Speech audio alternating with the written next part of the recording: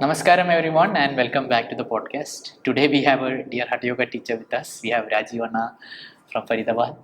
Namaskaram Anna and welcome to the podcast. Namaskaram, Anna. How are you Anna? I'm great. How are you? I am also doing great. So thank you for inviting me to your beautiful place. We have Sadhguru also with us. So hopefully we'll have a very good conversation today. Yes. Yeah, that depends how what we discuss. True. So the podcast is all about documenting a Hatha Yoga teacher's journey. Usually when I start taking a podcast, I think it's usually the same story. It's like tuck tuck tuck, but it's very different. It is same in a way, but it is totally different also in a very different way. So we would, more than Isha and Sadhguru, we would like to know you more as a person and your personal journey. Just like Yogananda Paramsa talks about in his autobiography of a yogi. It's a very tumultuous journey in that book. A book that really inspires me. I read it very often. From a seeker's perspective too. So this podcast is also an effort from my side to document various Yogananda Paramsas in their making, so that other seekers also find all of you beautiful souls and maybe take one step in that direction.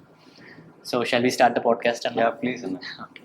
So now we would like to start from wherever your first memory is as a kid. The first memory. We would love to know you as a kid, how you grew up, what all were the things you did. So wherever you would love to start. See, right from my childhood, so I grew in a family wherein my father and came from village for living, of course. And at that time, he was very less earning. And at that time, he was not even married, right? So after certain number of years, once he got the job, uh, it was an arranged marriage. Okay. So he met my mom, and at an early age. I mean, earlier the marriages used to be very early. So they got married, but the financial condition was okay type, right? So probably lower middle class. So that's where I grew in that family. We are three brothers. I'm the youngest one, and of course, that way my parents love me more. Okay. At least that's Is that the thing? I'm a single child, so I don't know. So you tell me a bit about that dynamics. What is the difference between an elder child and a younger child? Yeah, being the youngest in the family has always an advantage. Of course, the sweetest part of the pie, you always get that. Okay. And you get a little bit more always than your brothers because you're the cutest one, and they somehow, I don't know, I call it favoritism, but the youngest one always get a little better part. So that's where I grew since my childhood, whatever I can recall. So we were living in a small house. My dad was going to the job, and my mom was sewing clothes for others. Okay. So that's how they were making the earnings. Uh, but somehow my mom was very smart girl from the start. Okay. So she knew the value of education. Probably she has seen that a lot in her family. That people who are not educated somehow suffer one way or other in the society for living. So she decided that at least her children will not suffer through that. So she made us study hard. So we all three were bright students right from day one. But after third or fourth or fifth, my eldest brother, somehow the marks were coming down and he was getting into some company. And then my the other brother, he was also getting down. But I had this pressure of maintaining this score in the college or school. Sorry. So I used to always come first in the class. So one way I was feeling good about it. Oh, I stood first. But second way, there was a pressure as well. Oh, you are the smartest of all three. You have to maintain that. I said, okay, I can maintain that, but not always. But somehow that pressure was there. They never pushed me though, but somehow that psychological pressure started building up. Anyway, it was study and I was liking it. So I was a studious guy. What were your favorite subjects then? Oh, maths. Maths. Always. So there was a school wherein I studied. So it just beside the wall of my house. If I jump across, that will be my school. So if I'm getting late, I'll climb up the roof and I'll jump to the school. Oh, I Your was, home and school were like that? yeah, it was like that. Okay. So I studied there. So from the start itself, I remember an incident. Though I was naughty one, I was always playing and maintaining that balance. There was this teacher, English teacher. He used to like me. Of course, the studious guy. Yes. There's some favorite students, so that teacher used to like me a lot. And English teacher. And one day she said, "This guy will give a presentation in the seminar." You were supposed Some to give a presentation. Presentation or some speech. At that time, it was speech. So I said, "Okay, I have to speak in front of others." You're saying? She said, "Yes, of course, speech is in front of others only."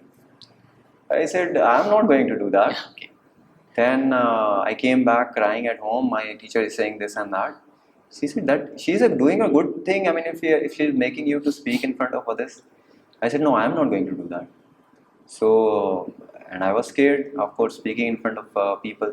So that was my first encounter where I felt the stage fear is something. But then my mom took me to that teacher's house and asked me to talk to her. And what can be done in this situation? Okay. I said, I'm not going to do that. That's fine. Right. But they made a speech, written speech by themselves. Okay, we'll write a speech for you, Okay. and you have to just deliver. Do you remember the subject of the speech?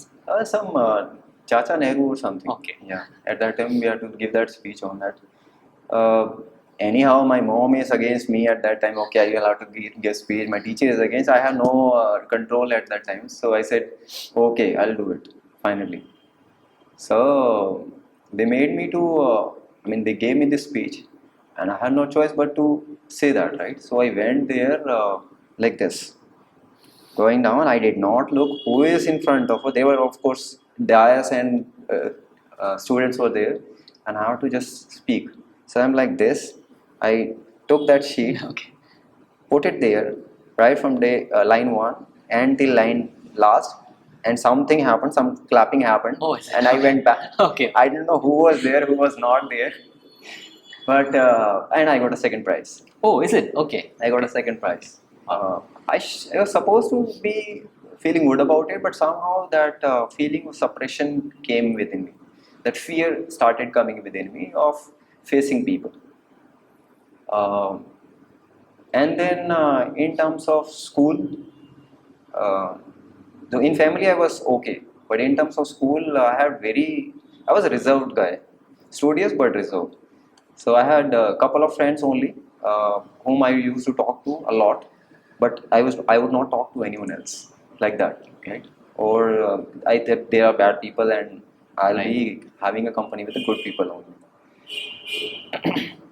And suddenly, this thing became a pattern in my life. So After that speech. after that speech, yes. So wherever I will go, so after that, of course, till third I studied in one school, and in fourth a new school was opening up, and everyone was going there. It's a new school and recognized school.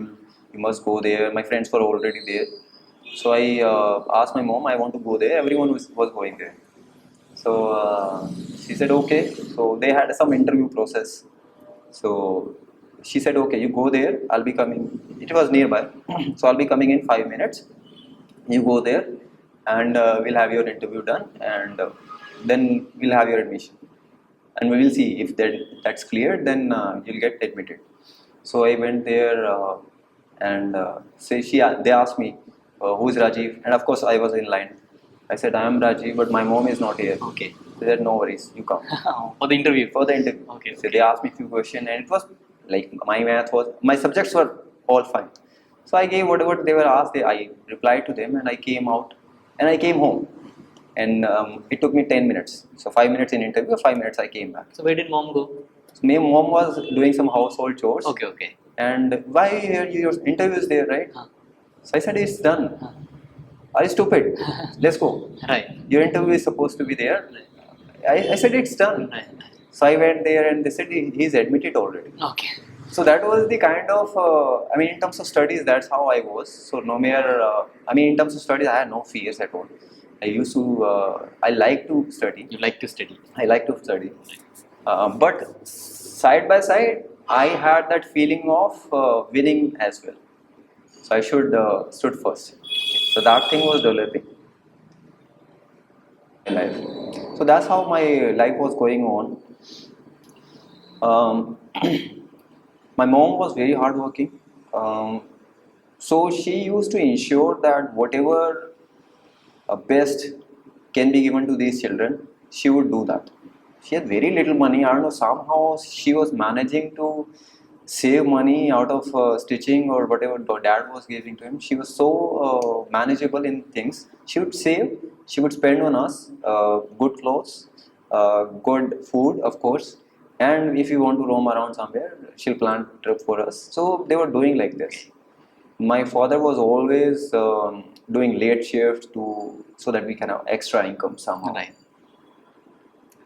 So, but one thing I was not loving about this whole situation was my father and mother used to fight at for a small thing. Not literally fight, but for a small things they were like anti to each other. Okay. Why did you do this? You could have done this way, that way. And daily this would happen. They would disagree upon something on some subject.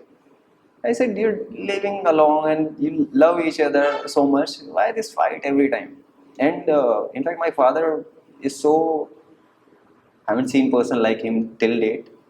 Though I want to say him this directly, I never got the courage to say that I have never seen a person like him. Such a devotion towards whatever is given to him. And if you say that this is supposed to be done, it would not matter to him whether it's his neighbor or his friend or someone. He will literally wash even their clothes like that. So till date, even his in-laws praise him for this thing, Right. that he would do anything, literally anything, just to make things happen, right? Without worrying what he will get in return. Oh, is it? Okay. There's one quality till date I could not even am close to him, that what will I get, and which Sadhguru says. Right. So I used to praise him for a lot for this, and mom, of course, whatever concern she was showing for us, and she was running here and there. Though she could pass only 8th at that time, 8th standard, but she was going to all the neighbors, principal, whosoever the knowledge about the education, what to do, what should be put him in, which subject, which stream, all that. She'll run here and there and somehow arrange that money from saving and have us go in that direction. So that's how we three were growing, and after 8th, I went into and the same thing happened. The interview thing. Being a bright student, I got the highest marks in 8th standard. And I was on top of the world, that I'll go to a new school, a bigger school now. So bigger school was far away, and most interesting thing was, by the way, since childhood I was very adventurous. Oh, is it? Yeah. Why do you say that? Adventurous as in one, I was flexible. Okay. Yeah, I was doing those flips and Okay. everything. I still remember. I cannot do now, but I was doing flips, and in running I was roughly second. There was one more guy who was first, but I was roughly second in running as well, and So roughly first. roughly first. I'd say, roughly first. So, so in competition, I realized I'm second. Actually, I used to think I'm first. Yeah. So, adventures. I mean, kind of sports we used to play. I don't know if you know in here. Right? Okay. So there was a very frequent electricity cut in the afternoons. Right. Okay. Yeah, 7, 8 Yeah. In types. Kerala also there used to be half an hour, 1 hour. Yeah, every day. yeah, actually. So there was standard cuts which will happen anyway, and we knew that this time we will play. Right. No, we cannot study, of course. So we'll go out, and one person will do against the wall like this, and the second person will come along and ride on it. Okay. Right. So there was a complete chain, and people will run Okay. and jump on their Okay. back. Okay. So there was a chain of stack of people, I wonder if we do it now, everyone would break broken. Their backs would be gone. So you literally like hug the person in the back. How is that? No, they'll run that, Okay. and he was like half 90-degree bent against the wall. Okay. We'll run and we'll ride on his back, Okay. as if we ride on a horse. Oh, is it? Okay. Yeah. Okay. Okay. And then second person will come and ride on his back. Okay. And somehow, I don't know, I forgot the rules, but there was a chain of people, Okay. and we have to shift in the front. And if that chain falls, that team loses and the other team wins. Okay. Okay. And that was the game, and very adventurous. I mean, I used to wait for light go on and the Coco, those type of game, Gilli Ganda, Kanche. What is kanchi? Kanche is marbles. Yeah, kanchi. So they Someone told me today about kanchi. Was it Karthika or someone? in North, that's very famous. Even Lattu, you know, right? What is this? Spinner. Spinner. Okay. Yeah. So these are what you call wooden triangular shape. I don't know what is it. Lattu we call it. Right? So there are needles on the top and bottom. Okay. So we tie the rope around it, and then you do it like this. Okay. It unwinds, and that lattu will start rotating. Oh, we call pambaram in Malayalam. Pambaram. Top, you mean? Yeah, something. Yeah. Okay. So we used to play like anything. But somehow I think again I noticed that I was not that good in sports for some reason. I was active, very active. My maternal uncle used to call me Gazita Ram. That I used to crawl even since childhood, like my daughter was. I'll crawl and run away from house. And they used to find me where is went, and since age 1. So you were studious at the same time you like to explore also. Like to explore, very notorious. Very notorious about things. And then this adventure. So my brother was in the school, which I wanted to go after it. He was in NCC, National Cadet Corps, kind of mini army. And I used to like the dress he was wearing. And he showed me we climb rope, we do slants and wall jump and this and that. That amazes me so much. Right. As if I'm literally living for this thing only. I want to do this, and I want to join army now.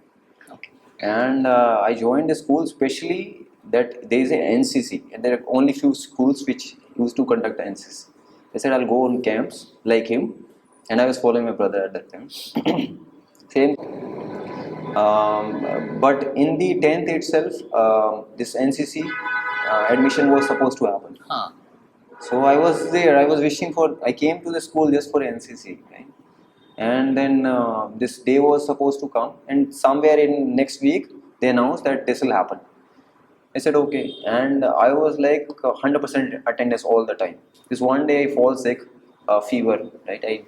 My mom said okay, don't go, otherwise how will you go? I was going by cycle, so I didn't go on that day. And next day I went, and on that day interview happened, selection happened. NCC. I was so shocked.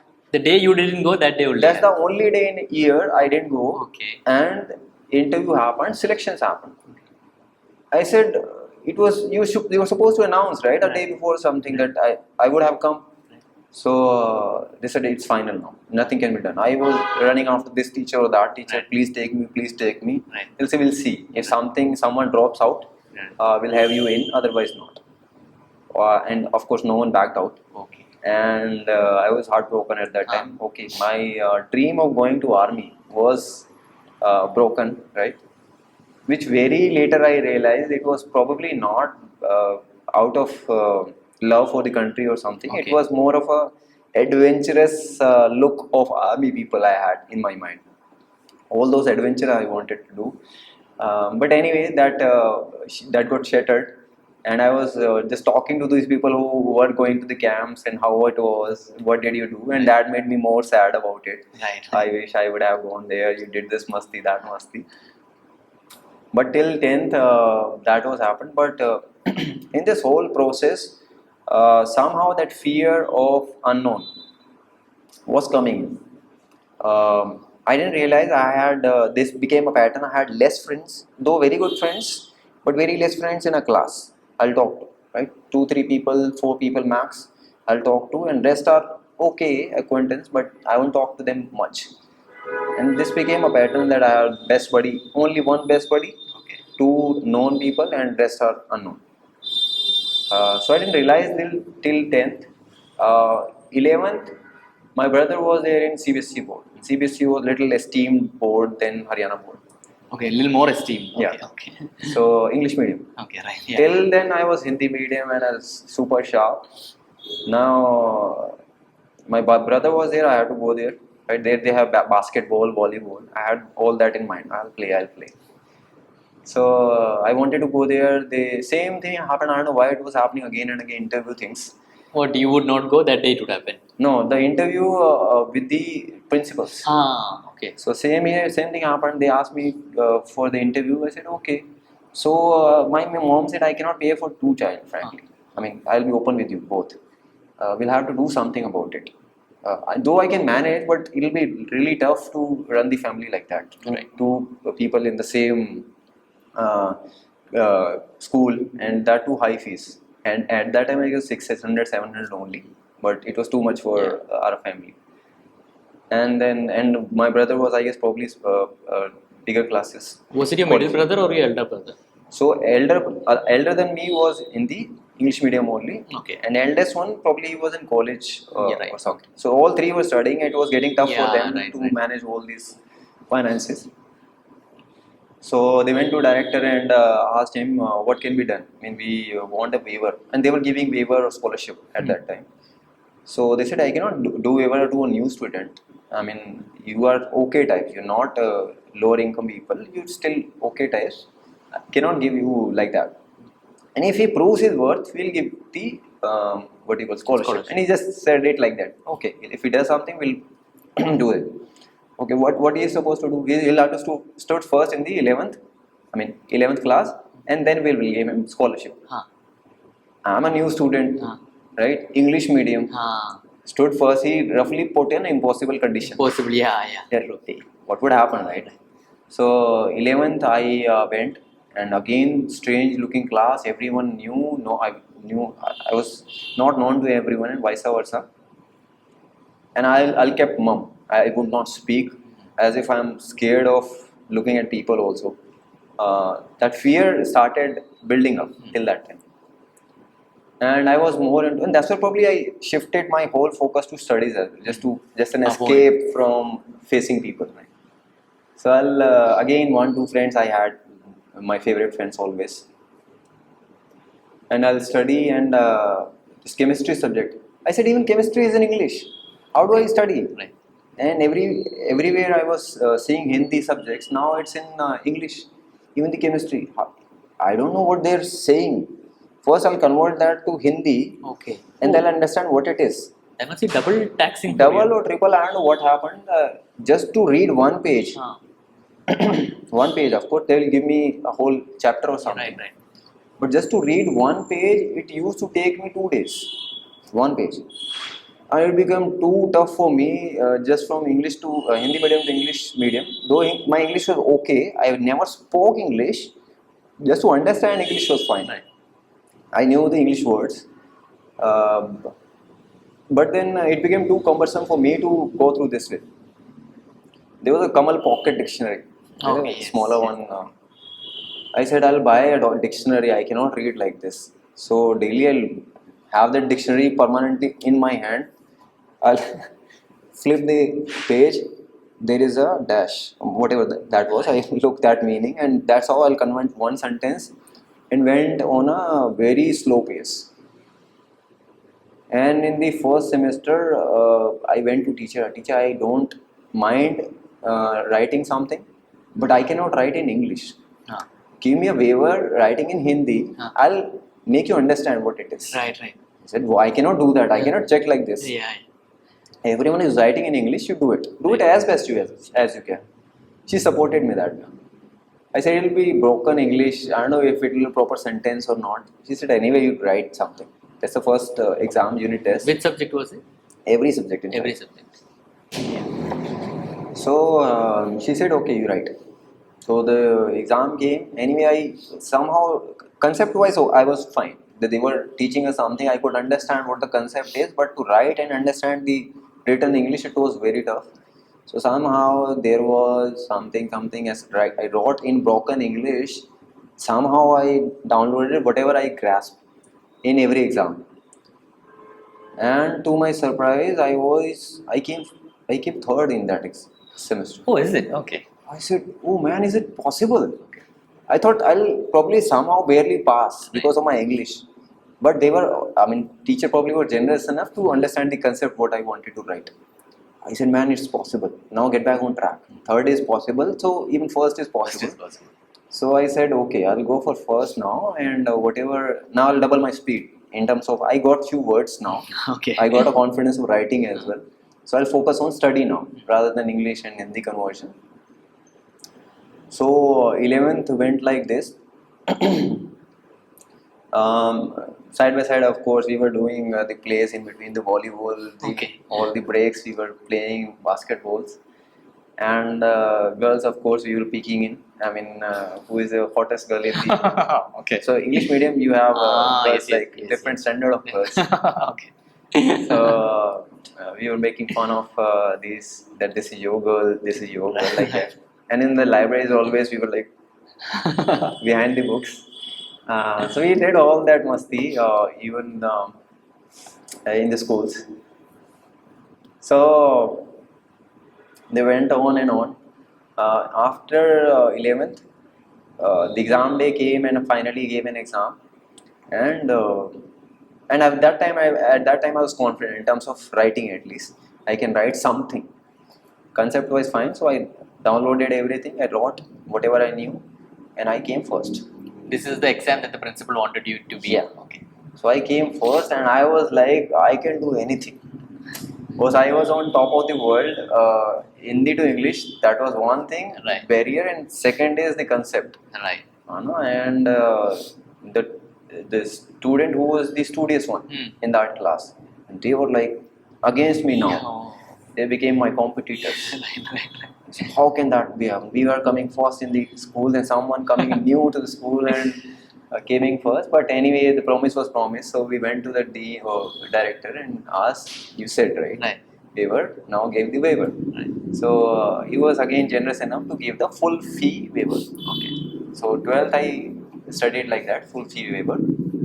So it's college time, but side by side this fear was also developing, right, of facing people. So more I was going into big oceans, more I was shy and introvert, not talking to people, not opening up much, looking at my friends around, and always wondering why people have so many friends. If they have, why don't I have those many friends? I asked this question to my friend as well. Why do you have so many friends and why I don't have? I didn't like the answer though. He said, only people like us will get so many good friends. You won't get. I said, what does that mean? What does that mean? Yeah. I said, okay, I should look back. He said something, probably something wrong with me. I was lean by the time. Even now I am. So I was lean. I said, is it the physical structure? Is it the complexion? Is it the way I talk? I could not understand what was it that I'm not having so many friends. Right. Though I wanted, but I never approached it that way. So that struggle was on in between. And I joined this English speaking course at that time because this Hindi and English fight was always there. So I joined this English learning course, and there also same struggle happened. They'll ask us to do a GD group discussion in English, and I was hardly speaking few English words at that time. I said, "How GD? Okay, GD is fine, but they were talking about some social ecological issue." Oh, okay. I said, okay, one is the concept. I don't know what the concept is, and they were talking like probably they were from good schools, some English medium schools. They were talking so fluently. I'm sitting, okay, I cannot even utter a word. First is English, and second is the topic. And I went to the teacher. I cannot talk like these people. They are so fluent. He said, you learn among these people only. He said, you're saying it right.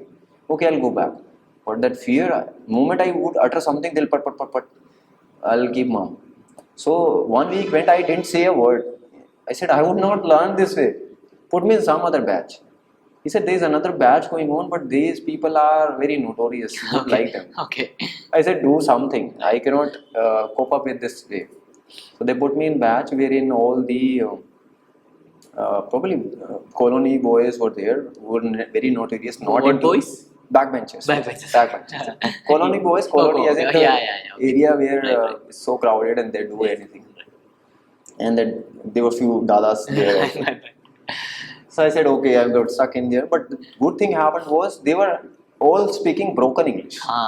Okay. And I was like superior among them. Right. Now I got the confidence to speak. Okay, I can speak among these people at least. Whatever whether I can learn or not, but at least I can speak.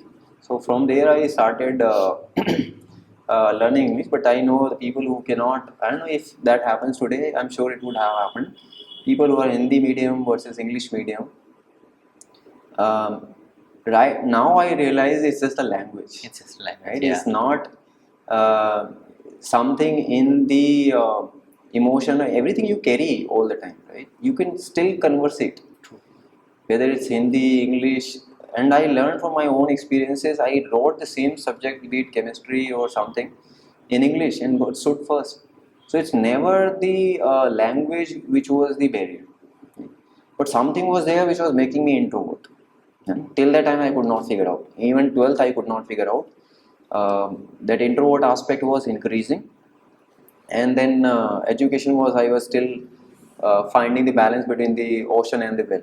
In the well I was good, but the moment new bigger ocean comes, I was like this. So college and boys home. So daily travel was happening. So boys home was all the mix of people now, a new world altogether. So I was more interested in hostel than college. It was like that, variety of people. So one was very studious, like this chashmish guy. So he'll wear chashma and like he will study like. I'm remembering 3 Idiots. What was the person's name? That Raju. Raju. Yeah, exactly like it. So there was one Raju guy, and he was always studying like this. Okay. And he would not even listen to other people. What they saying? I said, how would I compete with him? Yeah. I cannot study You met like your that. match. Yeah. I mean, probably way beyond my match. I said, okay, I cannot compete with him. And there was one guy, Mr. Relia. Mr. Relia, he was the smartest guy probably in the class. He was the Ranchu Urdas Chanchat. Yeah, actually, he was like that. I could relate him when I was watching the movie. So he was Ranchu Urdas of our class. He would do masti, very down to earth guy, and humble but notorious. And he would not study and score. He stood first in the class. More than the other guy. More than even the other guys. Oh, that's exactly like the movie. Exactly like the movie. That's why I said I could relate him like that. And I could not figure out what was the secret for him till date, but he was like that.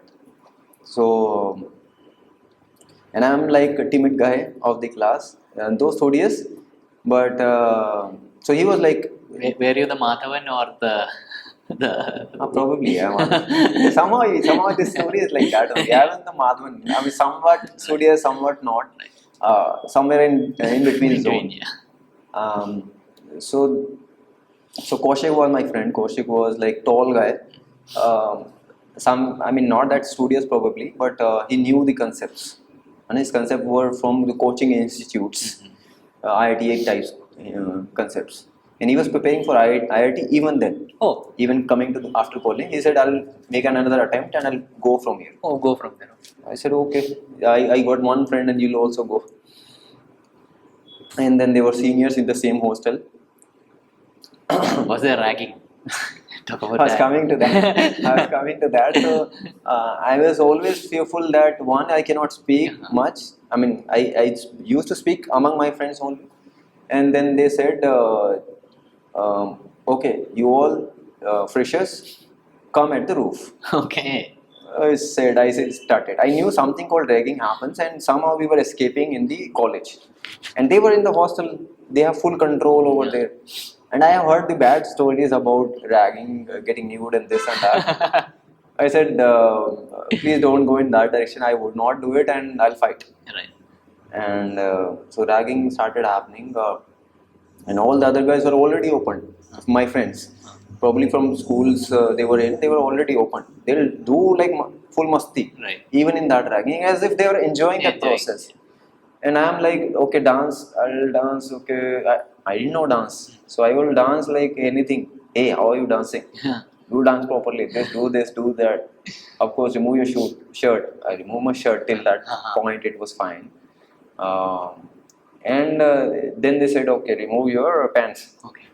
And I stood. I would not do it.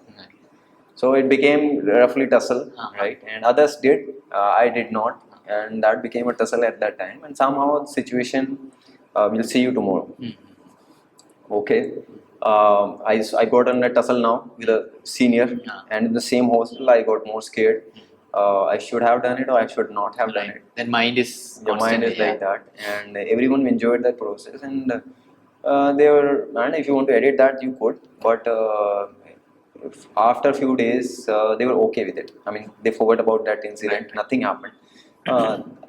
They didn't become my friend, but well acquaintance. They were like something like this guy exists in the hostel. So hostel was full masti. I mean, they will play cricket there in the lobby. So they'll make us play. Forcefully they'll make us play, but later we started enjoying with the seniors, right? So they become very friendly. So later we were playing. We made our own rules, mini rules. If you hit this wall, they say 4. If you go this way, 4, 8, whatever.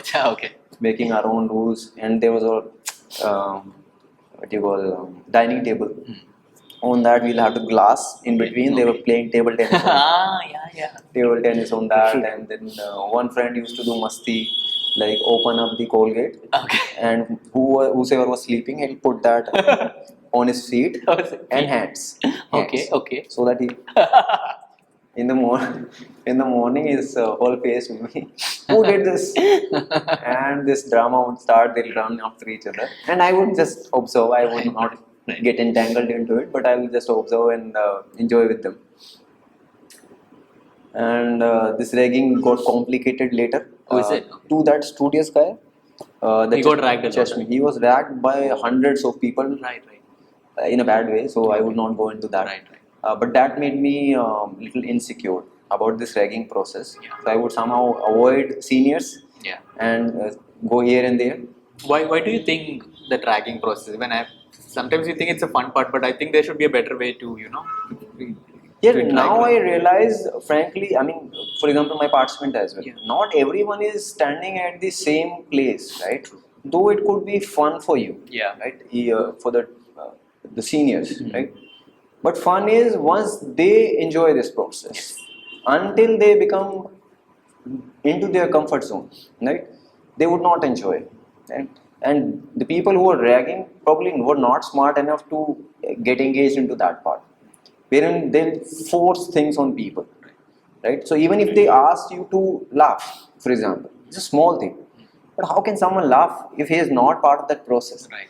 So until he becomes comfortable, which we later became though, but this ragging thing probably I've noticed that all around.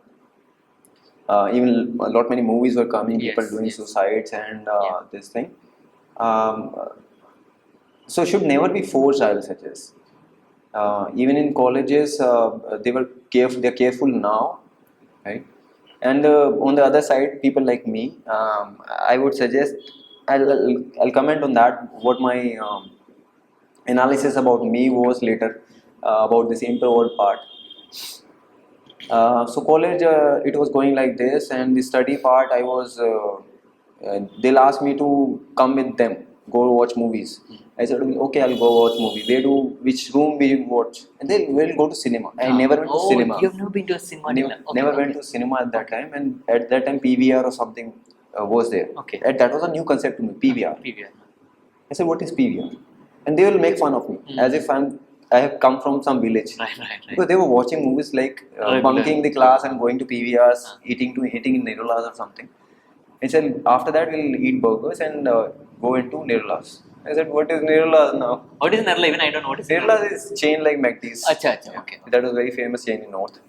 It's still there, or It's still there. Still. Okay. So Vasant Kunj, we used to go. There was a PVR Priyas. Okay. So that's the name, PVR Priyas. Priyas. Oh, Yeah. nice lady name. Yeah. That's a very happening place. If you have not gone, Okay.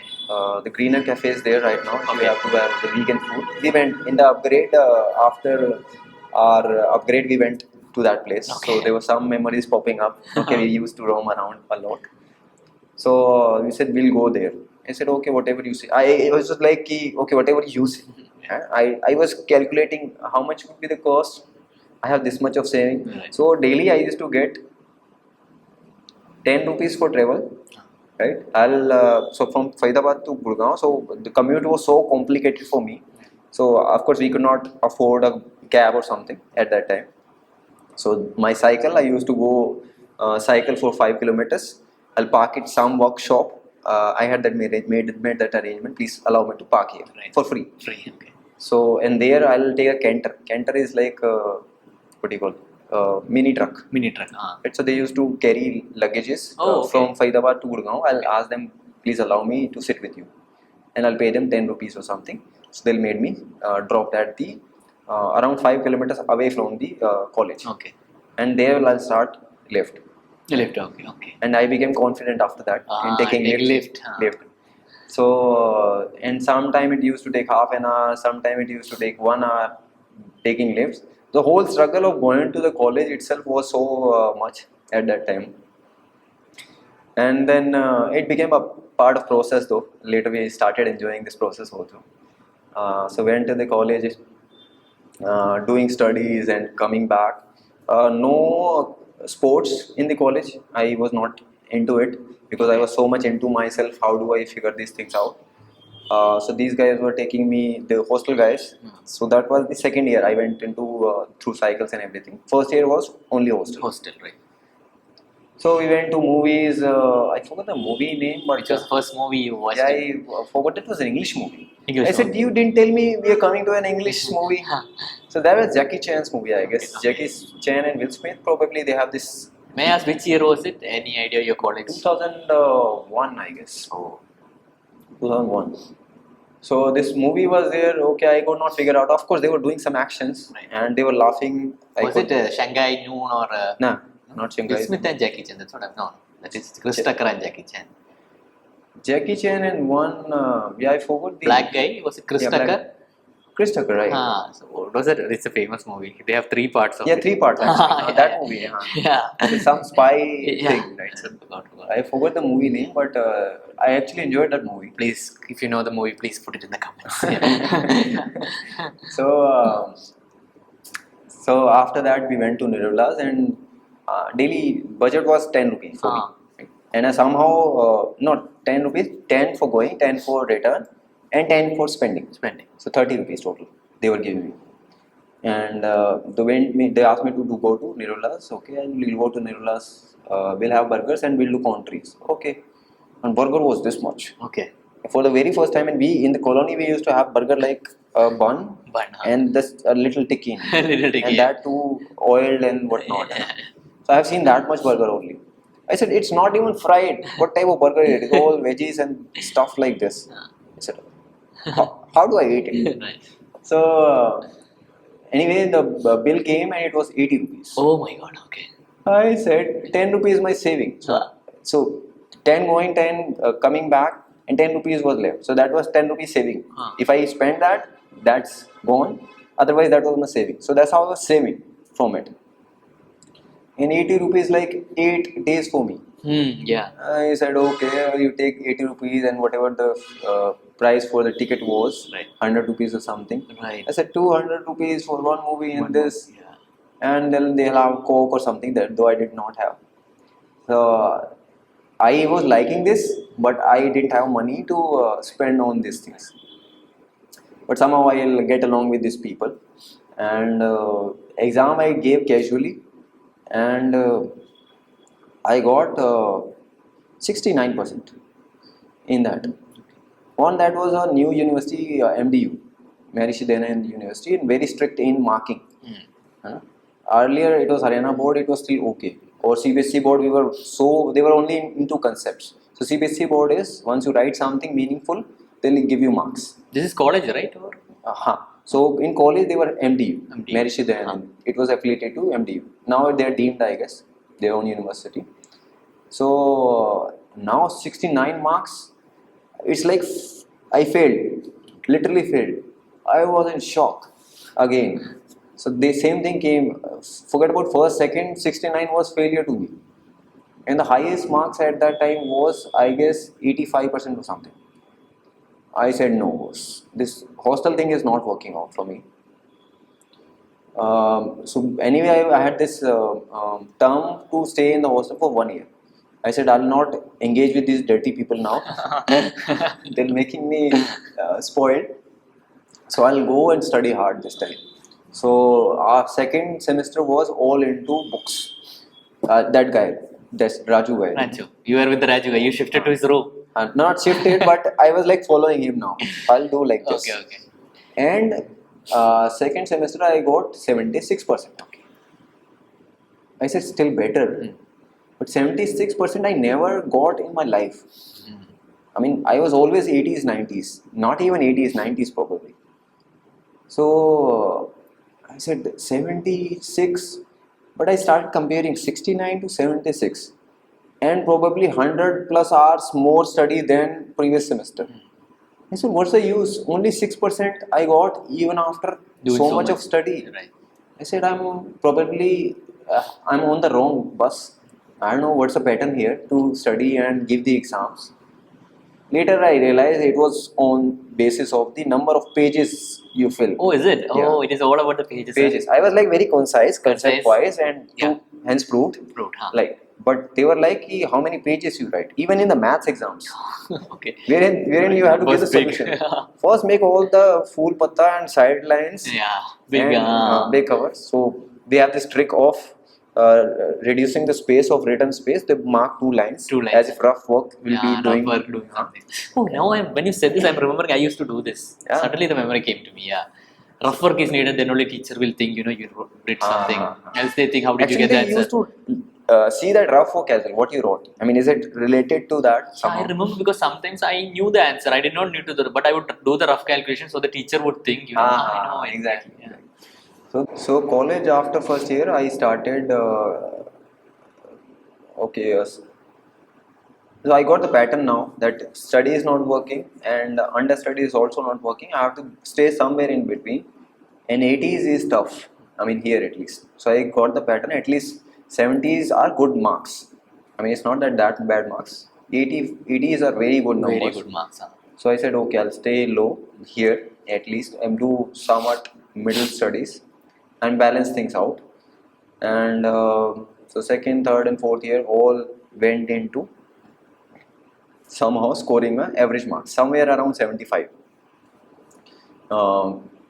and still coming top 5, top 10 types, somewhere around that, between that range always.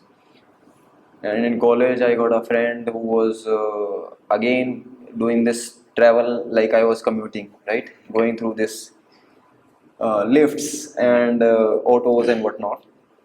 So there were a lot of students actually who were doing this to save money actually. And one semester I got a chance to get into the cab as well, and they were all these high rich people, right? Probably they have their own cars. Right. I had only cycle seen in my life, and they had their own cars, and their parents are allowing you to actually bring it to the college as well. And all these kids in the cab, they were their talks will be different. They'll talk about movies I haven't even heard of. They'll talk about subjects, politics, and adventures like this. Golf, for example, I haven't heard of golf that time. Right.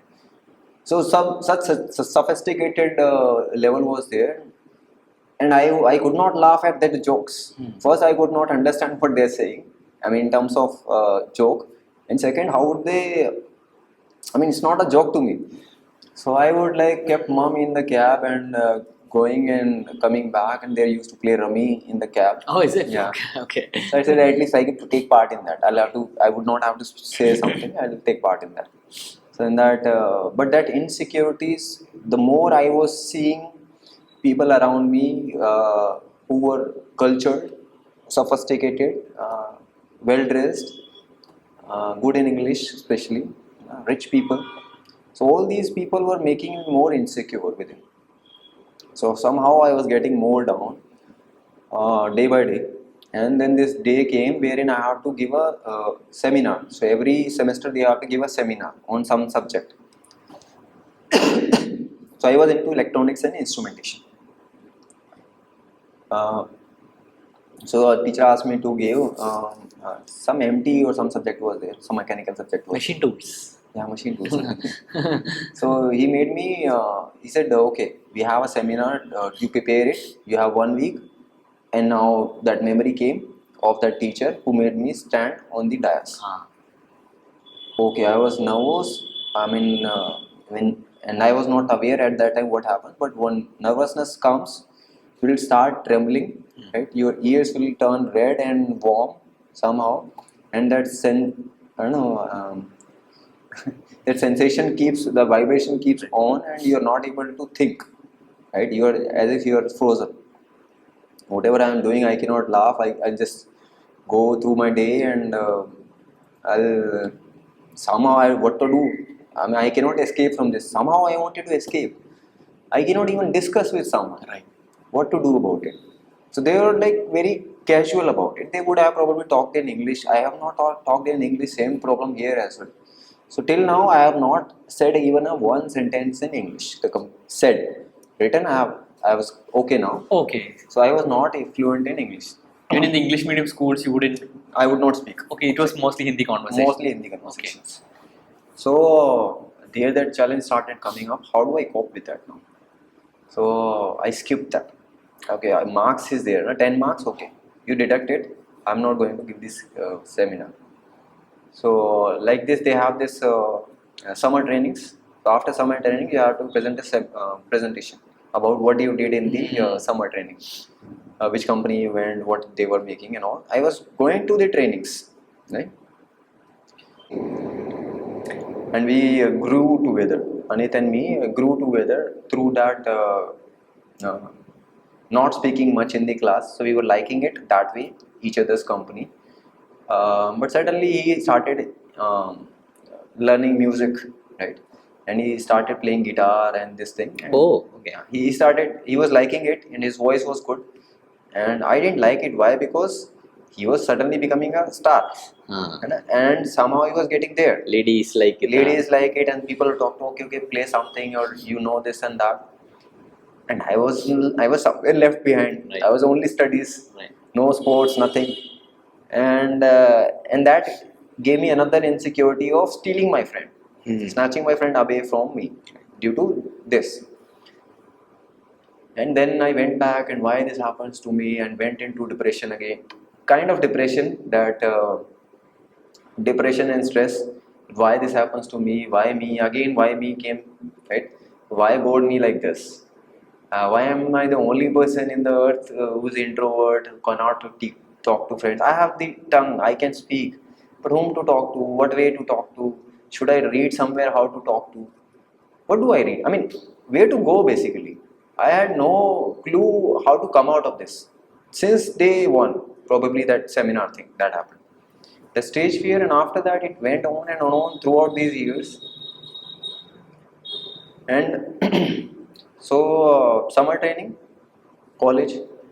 So final summer training, you are supposed to give the presentation. No matter what, you can't No skip matter it. what, you cannot skip that. Otherwise, I have lost too much of the numbers. I said, okay, somehow I'll give it. And finally, in my broken English, trembling, red ears, I gave that presentation again without looking at the teacher, face down, and gave that presentation. And somehow that happened. Teacher gave me B, and again, it was not my expectation. Because concept-wise, I was okay. I actually did the training. Right. And people are not going to the training, somehow getting the project from somewhere, and they were giving the presentation. Right, yeah. And they were getting A+. A plus. I said, why me again? So college went like this.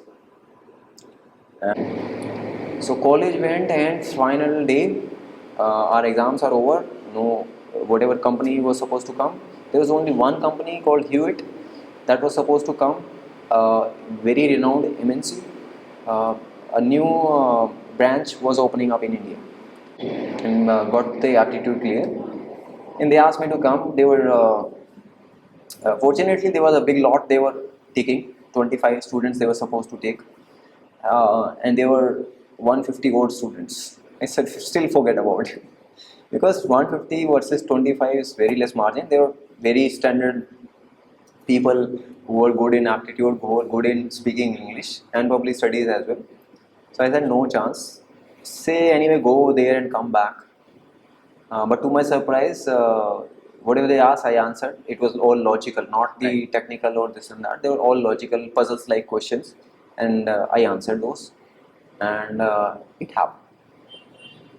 For the worry, after a long time, a ray of hope came. Something positive is happening, right? Something is possible. Right. Now I got on track. I got the job, MNC, good salary. Good salary is in 15,000. I'll tell the amount as well. Right. And at that time they were giving cab. And Cab also. Cab was the culture only for call center people at that time. Okay. I was on the top of the world. Cab, food they were giving as an perks, Okay. and travel, everything. Till that. Right. So, but there's 4 years of college. Towards the end, right, when I became open, we kind of became a group of people. Of course, via the company of Anit, because he was somewhat gelling with these people because of his aura towards music and everything. So he started having a reputation, and he became a wicket keeper as well in cricket. Right? So that's how he was. He was along with those people and along with me. So that's how it was. At least I was talking to these other people through him. Right? So towards the end, there was a group of people who were not placed anywhere. Okay. And we were look guys that nothing would happen to us, and we'll go here and there movies, and that's how this PVRs became our adda. So we'll in the city, and the fourth year went like this. Fourth year we were all casual, nothing is happening, no company is supposed to come, and we are all. So it was the third year placement happened. No? My fourth year last semester. Okay. So till that time my placement was did not happen. So fourth year we all became friends. We went to Vaishno Devi together, enjoyed the trip there. Somehow I started knowing these people now, right? So I said, okay, it was not that tough. All these years, I didn't talk to these people. These are normal people, frankly. I had that too much of hype in my mind. They're studious and rich people. Even the rich people are casual, right? Yeah. It's not that it bothers too much. So though that mental barrier started breaking at that time, and I became casual towards the end. And I was started. I mean, I don't know why they used to call me PJ. PJ is poor jokes. Poor joke, yeah. Poor jokes. I used to crack poor jokes. Okay. And Anit used to like it, and of course other people. So whatever trip he used to. All girls love PJs. That's something they don't say. Yeah, actually, this is what made me popular later. Yes. So you don't need guitar skills. You don't need to be a sportsman. You just need to crack PJs. That's what I figured out. Yeah. I figured out it a little bit. You have that tendency, I know. Yeah. It was like any statement I could convert it to. Yeah. You say anything, I'll reverse it. Yeah. But that's where I realized I have this hidden talent as well, Yes. which people are like. It is in Mahabharata. What is that astra called? Brahmastra. Yeah, Brahmastra. Yeah. So Anit had this music thing, right? Guitar thing, which was making it popular, and then among these people, I was getting popular because of these speeches. Right. As if I was so observant, and whatever statement they'll say, there will be always double meaning to it. Right. Be it non-veg or simple double meaning. So I'll always say in simple terms, not even laughing, right? But it'll become a joke in itself, and we all laugh together. So fourth year was where I started enjoying actually. I said, oh, why this college is so short? I still have to enjoy. So all these years I was into studies or within myself. Worrying about what will happen, why marks, where marks, why I'm like this, and figuring out all the college things. Now after placement, so placement happened, the batch of 25 people went into Hewitt. We were all same thing, same new phase, new people, same fear. Now more English. So English was after me In the job place. in the job, right? English was after me since day one. I mean, what do I do? So in the job, there was no escape. It was an MNC, right? US-based company. You are supposed to talk to one amongst your peers and then talk to the counterparts, US counterparts. And they used to allot us a buddy, mentor, right? So among these 3-4 people, they will be the buddy, and or above that, they are the project lead in the corporate. I got an IT job, right? So I was into instrumentation. I got an IT job, and I was still fine with it because I could not understand what instrumentation is. So I was never into instrumentation. I was always aspiring if I get a computer job. And my brother, eldest brother, was in computers. So we brought a computer at home very early time. Which Pentium was it? Month I don't know. It was Pentium. This is Pentium 1, 2, 3, 4. Even before that. Oh, even before that. What was before Pentium? I don't Said know. 786. Something called 786. Okay. I had a Pentium 2 in the beginning. Yeah. So after that he brought a colored Pentium or something. Colored CPU itself was the biggest invention at that time. Something brought this, and we bought it at 54,000. 54,000 was a big amount. That time. And he brought it, and in the colony we were popular that he got a computer. But he was after computers because he was studying computers, and probably he wanted to do a job in that direction. So whatever I could not do in college, right, I started enjoying this phase because one, we have liberty, we have phone, we have commutation is arranged, right? So I knew not to scratch my head towards that. How do I go to college, right? So office was easy. So I would go there. They'll ask us to do something. Doing something was never a task for me. I could do it easily. Be it any concept, anything logical, anything analytical, anything which needs mind, that's easy for me. Right? But wherever it needs creativity, involvement, engagement, I was very far from that. I was talking to someone. Yeah, so I was there in Hewitt. So Hewitt, we have this batch of 25 people. We're all trained. That English thing came in picture again. Now, there I started enjoying life a bit because I have some money in hand, right? Though I was handing it over to my mom, she said, "You keep it." Yeah. Then I was keeping it parked in banks, and then enjoying a little bit of luxury I had. So there we have our own struggles. So someone who is into corporate world, right, they could relate probably that corporate is especially for a fresher. Nowadays the fresher are of different zone. Otherwise we were like barely could speak English, and you are into an MNC. And I remember one incident. So earlier my project lead used to handle all the calls, right? So he will talk to all the ownership partners. So he'll say good morning, good evening, whatever the status is. He'll take to Havi, tera kitna hua? You tell me, and he'll say to the partner. Now somehow my manager got changed, right? And we got another manager, and that manager probably was an introvert himself. Somewhere those insecurities were there, and he was not that opened up, right? And he became our manager, and so very first day we said, "Sir, we have a call. Shall we go to the conference room? We'll have the teleconference there." He said, "You come, I'll come." After that, I mean, you go, I'll come after you. I said, "Okay, but call is in 10 minutes. You know, right?" I'll just come. You go.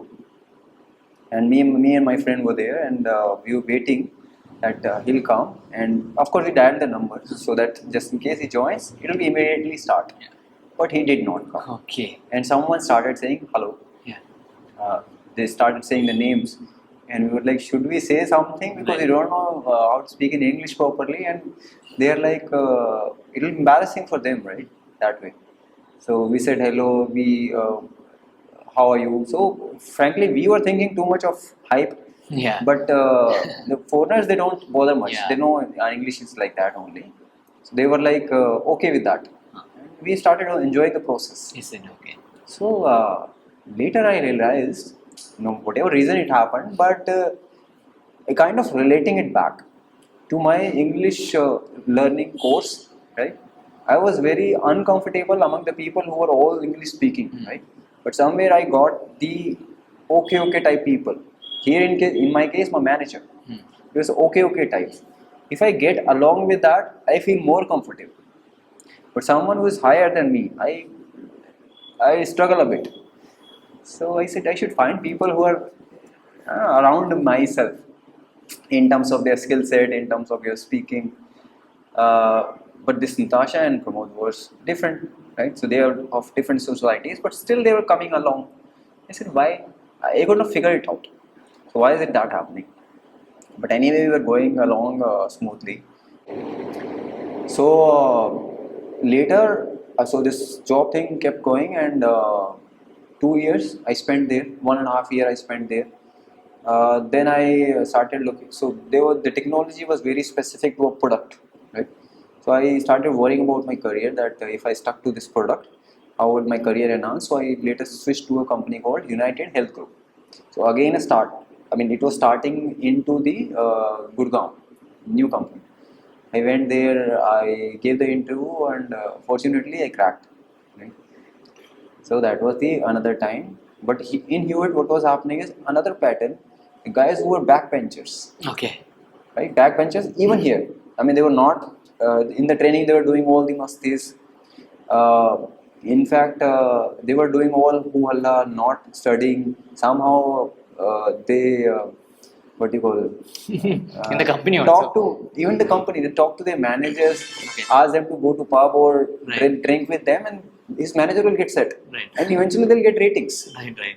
I'm saying, what type of culture is it? I'm studying hard, I'm working hard, but the people who are backbenchers, who are smart enough, they can speak, they're outspoken in the world, and they know the tricks as well to fool people, right? How would I survive in this society this way?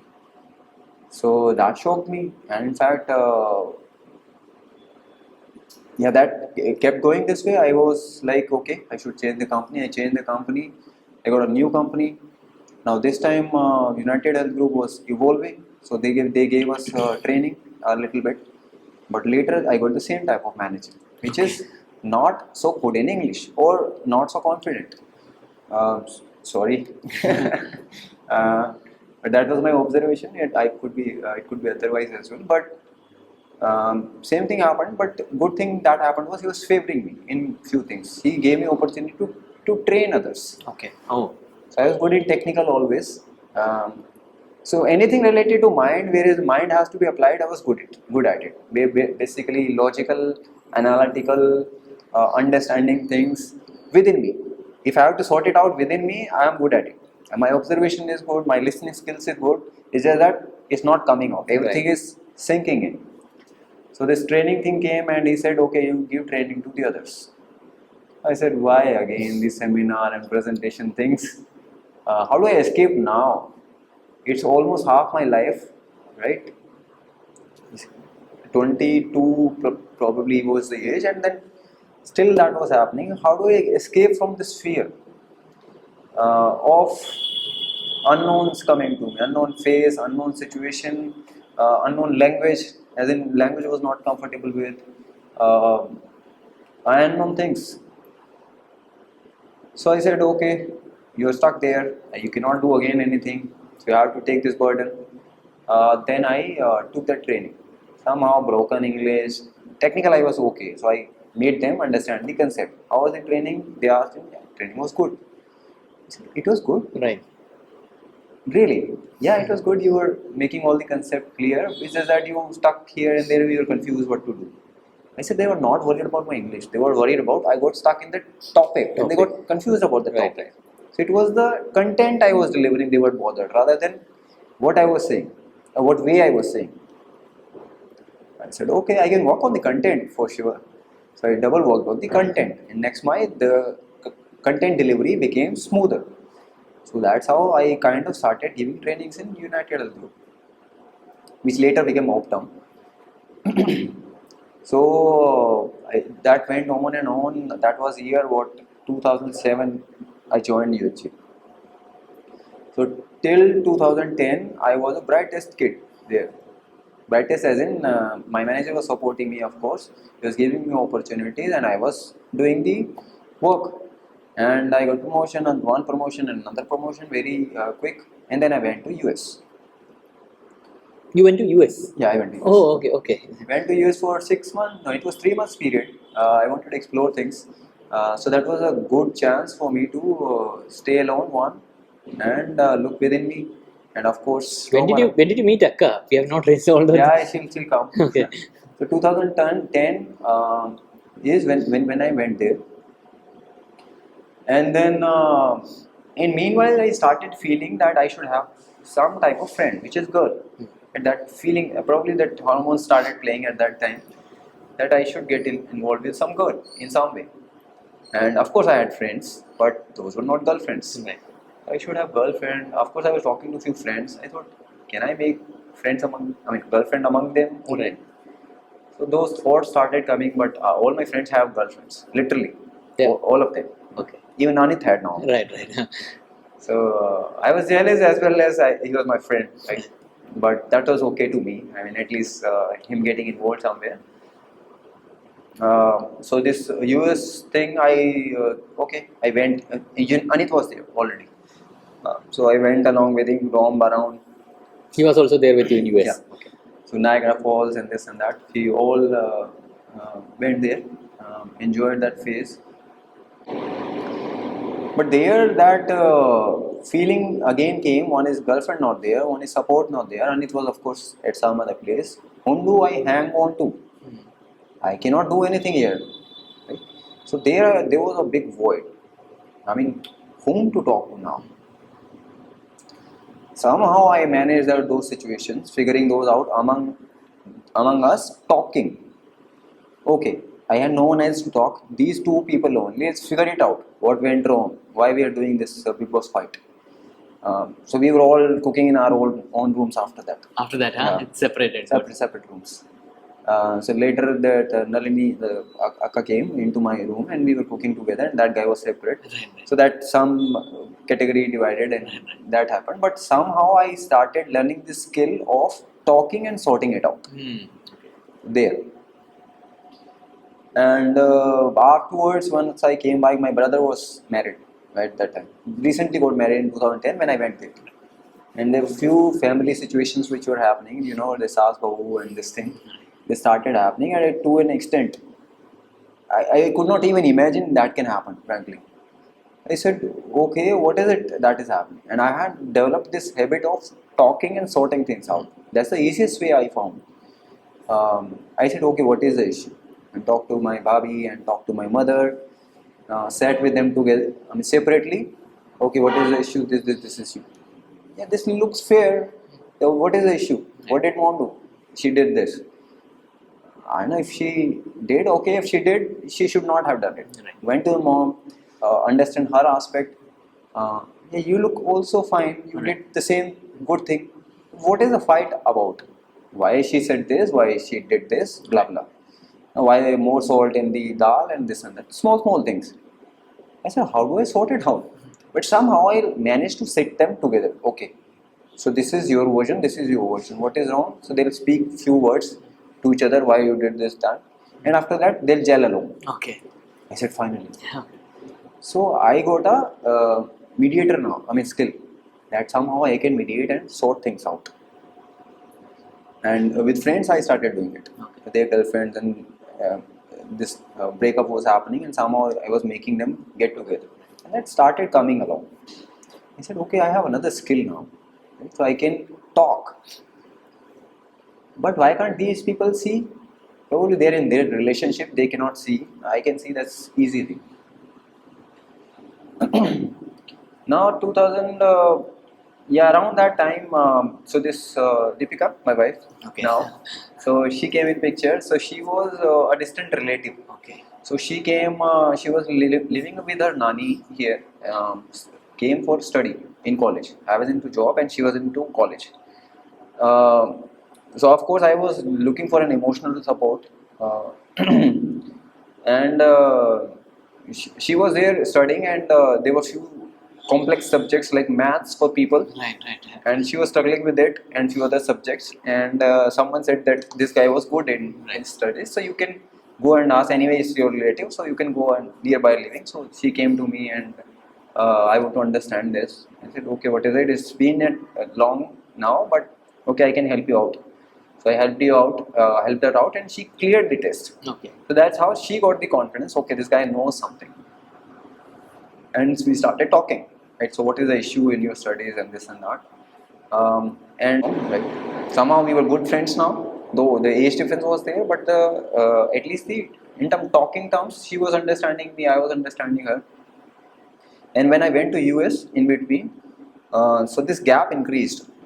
Then I realized I was so used to talk to her daily that now I'm not talking, I'm feeling that gap. Right. But I had this phone. Somehow called her and talking to how do we make this dal and how to do this there.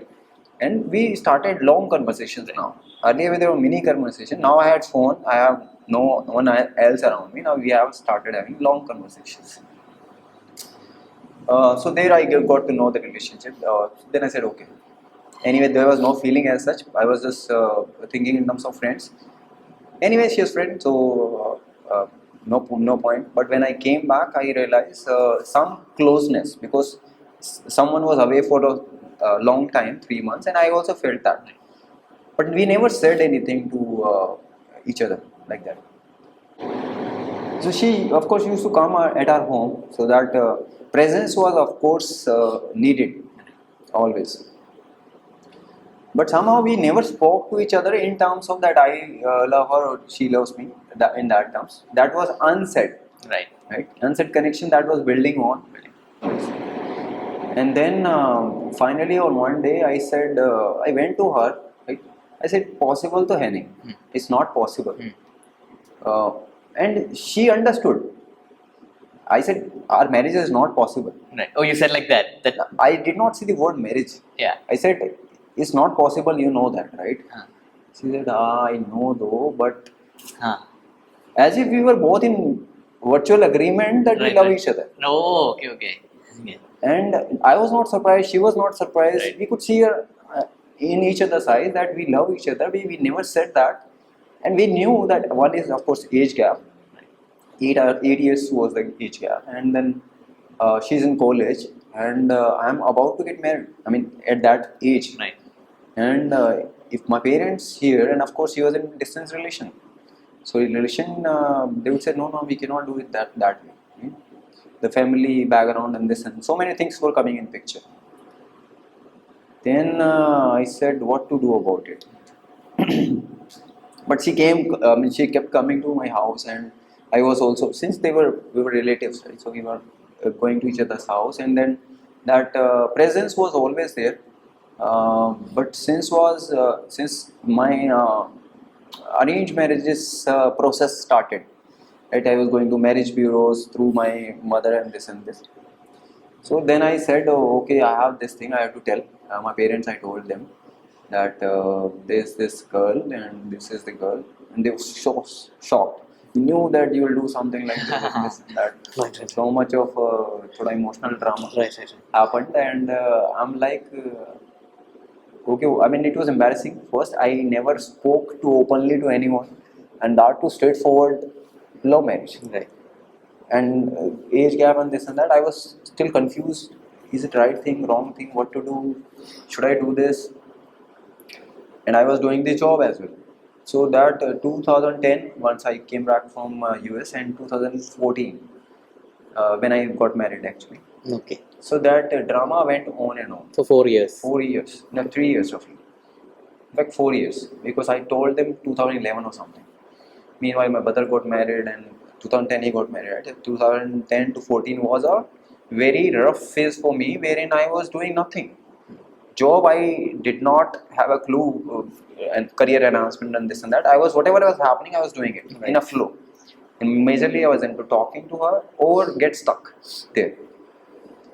So those 4 years went like this, and eventually, and then there was this friend of the English medium school, where in 11th I got stood first. Right? So there was this friend from there whom I met in Hewitt.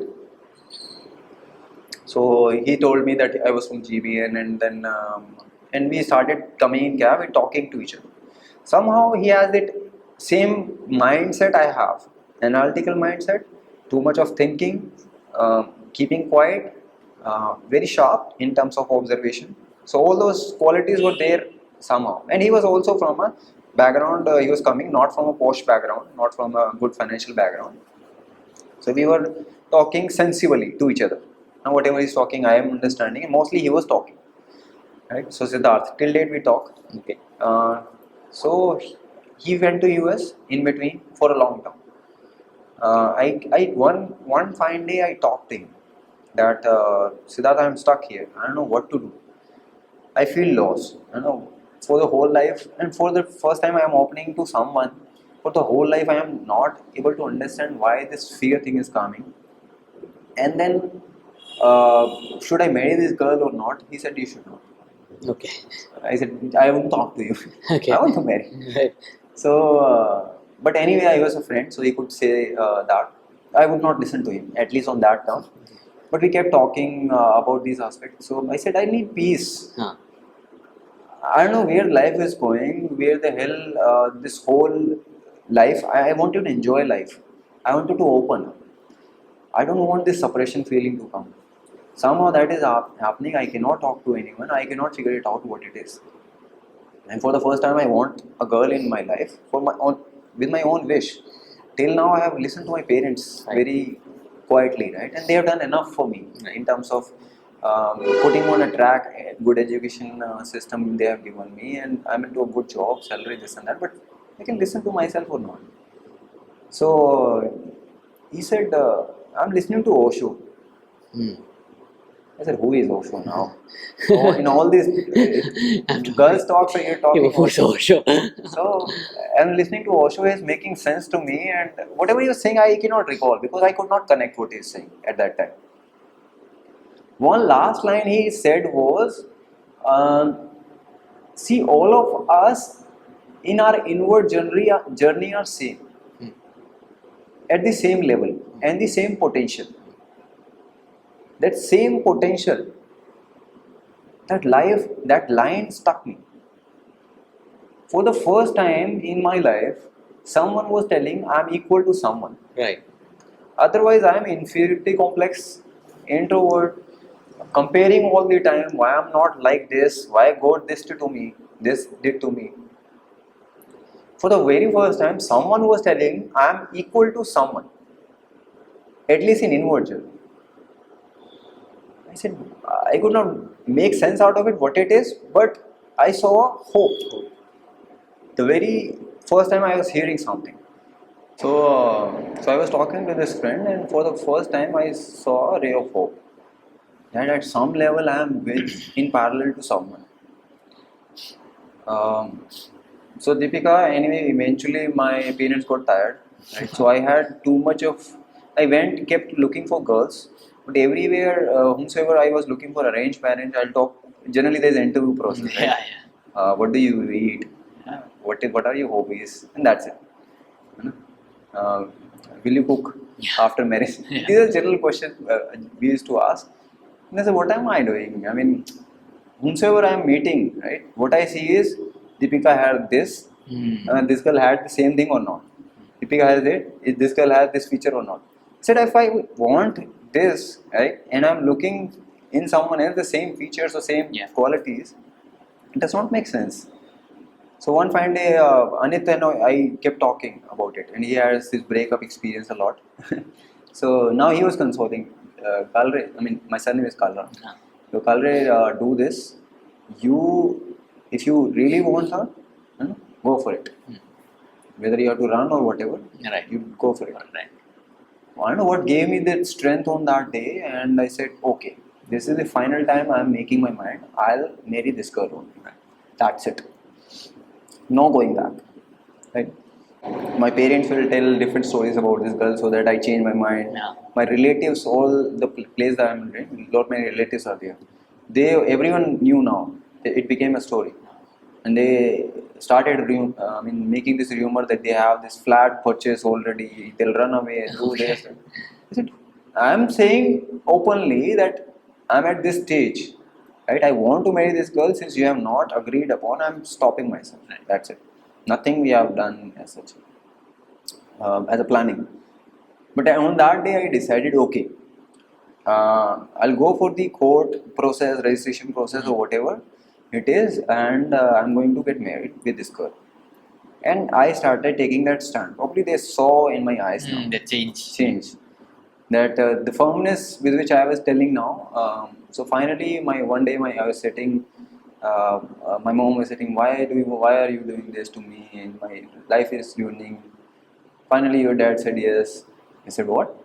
I said, One place he was saying that I'm depressed, and one place suddenly she said one line that your dad is agreeing upon this. You do whatever you want to do. I said okay. I sneaked out. Okay. I didn't listen to anything else. Anyway, they said yes in whatever way they want. I said I'll go ahead. So I said do whatever you want. There's a clue basically. Yeah. Don't make it a drama. I mean, do whatever you want to do.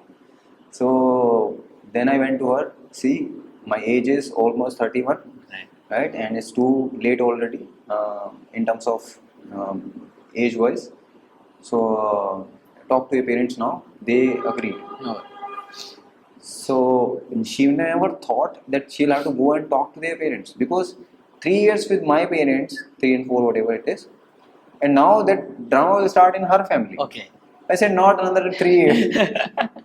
I mean, where would it take? I say do one thing, talk to your parents, tell them this is the situation, and whatever happens for a few months, that's okay. And otherwise, we'll run away. Run away as in court marriage, Right. not run Run away. away. Then she was, and I admire her for this. She's firm from day one. So whatever she does, she know that she is supposed to do that. That's it. I like that actually, and I envy sometimes why I don't have this. I mean, I want to do this. I'm asking so many people, and she's not even asking someone. And straightforward, she went to her parents and told that I love this guy and want to get married. They are, of course, the family drama, and her dad, of course, revolted. I would not talk to this girl. I would disown her, this and that.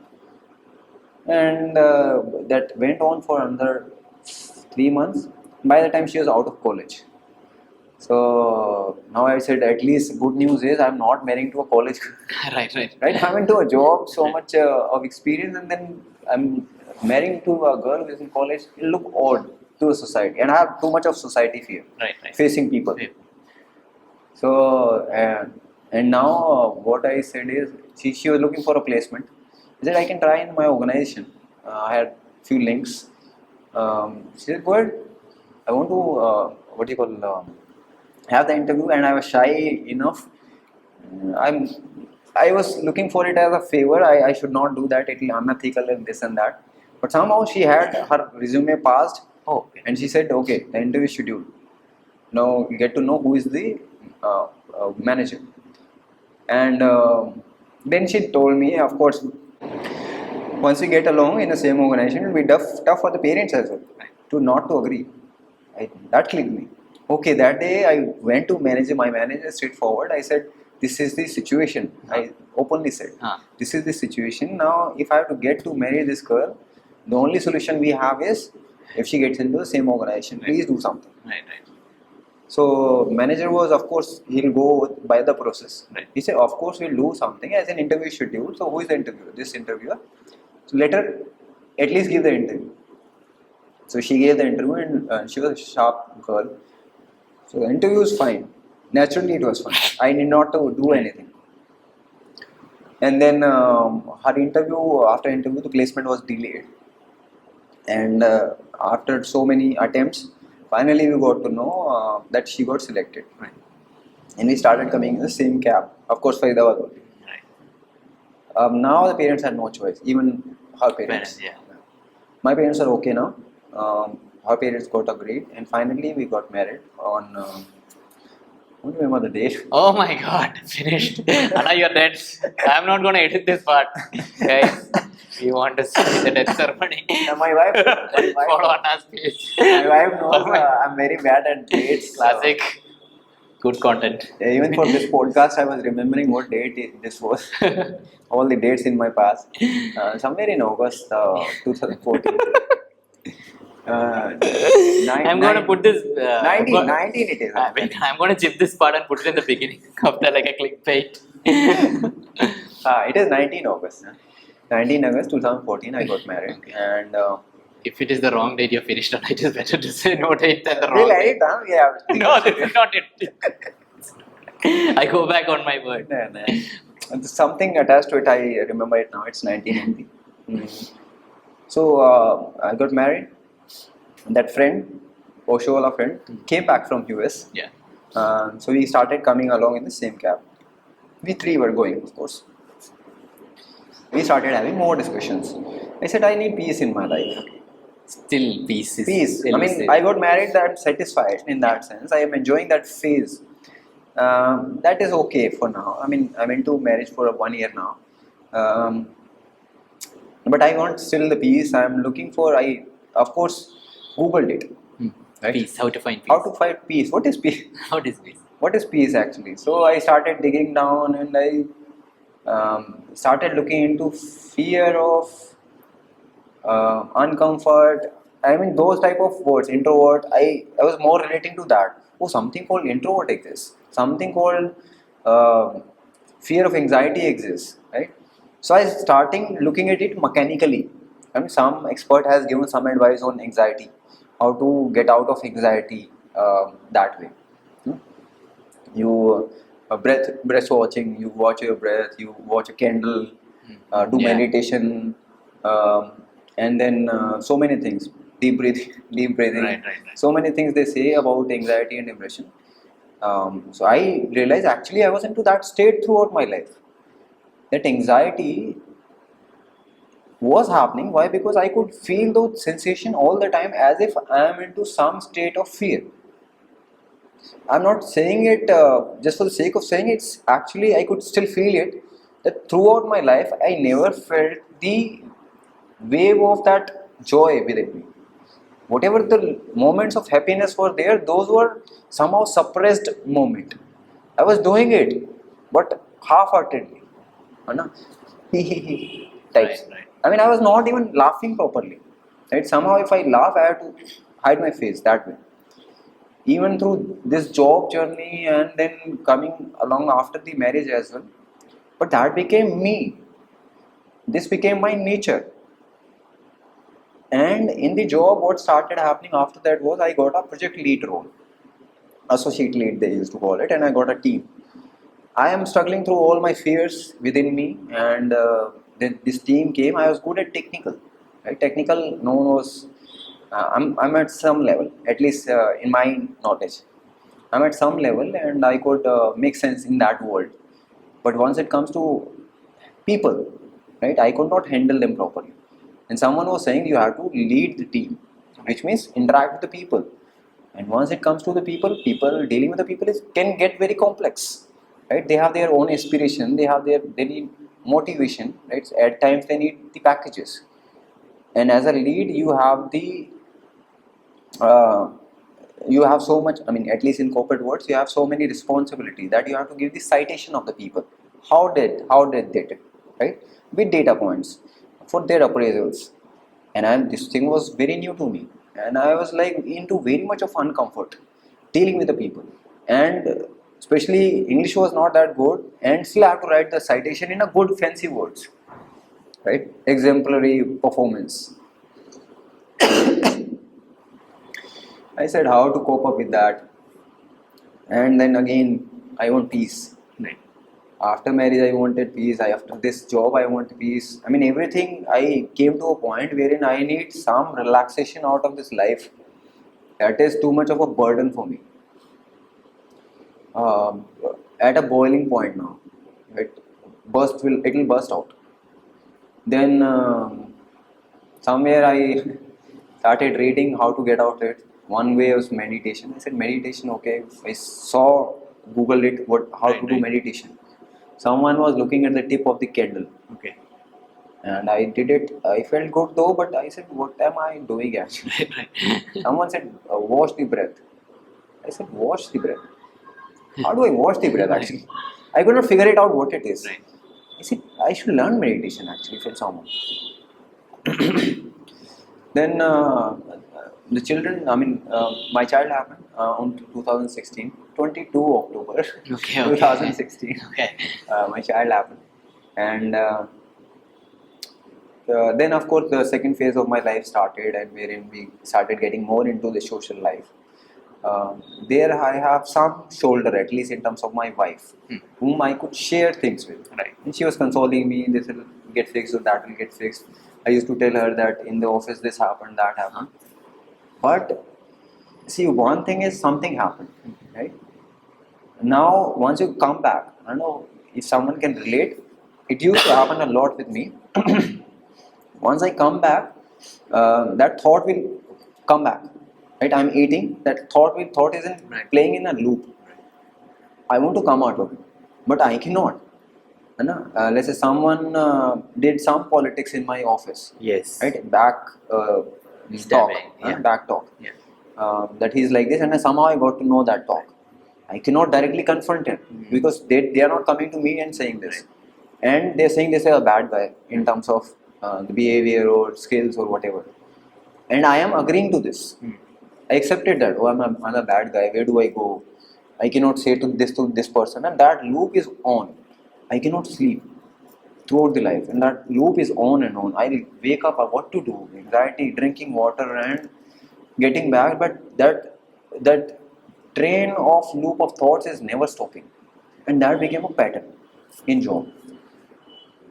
Oh man, I'm in a big mess now. Until now it was within me and probably I could somehow manage it. Now life is at mid of the, I'm so-called mature person now. Now I'm leading a team. If I tell this to someone that I'm struggling these issues within me, how would they react? I said I have to figure it out by myself. Then meditation was the only hope I could figure out till that time. And this friend, I said, I'm going to Vipassana. I said, no, what is that? He said, some place they teach the meditation, Right. 10 day something. 10 days is too much, man. What are you doing? Let's go to someone. I'll also go, but one day is fine. He said, no, this is serious. My dad has gone and he has a good experience and I'll go. And what happened to me? And I said, okay, I'll also go.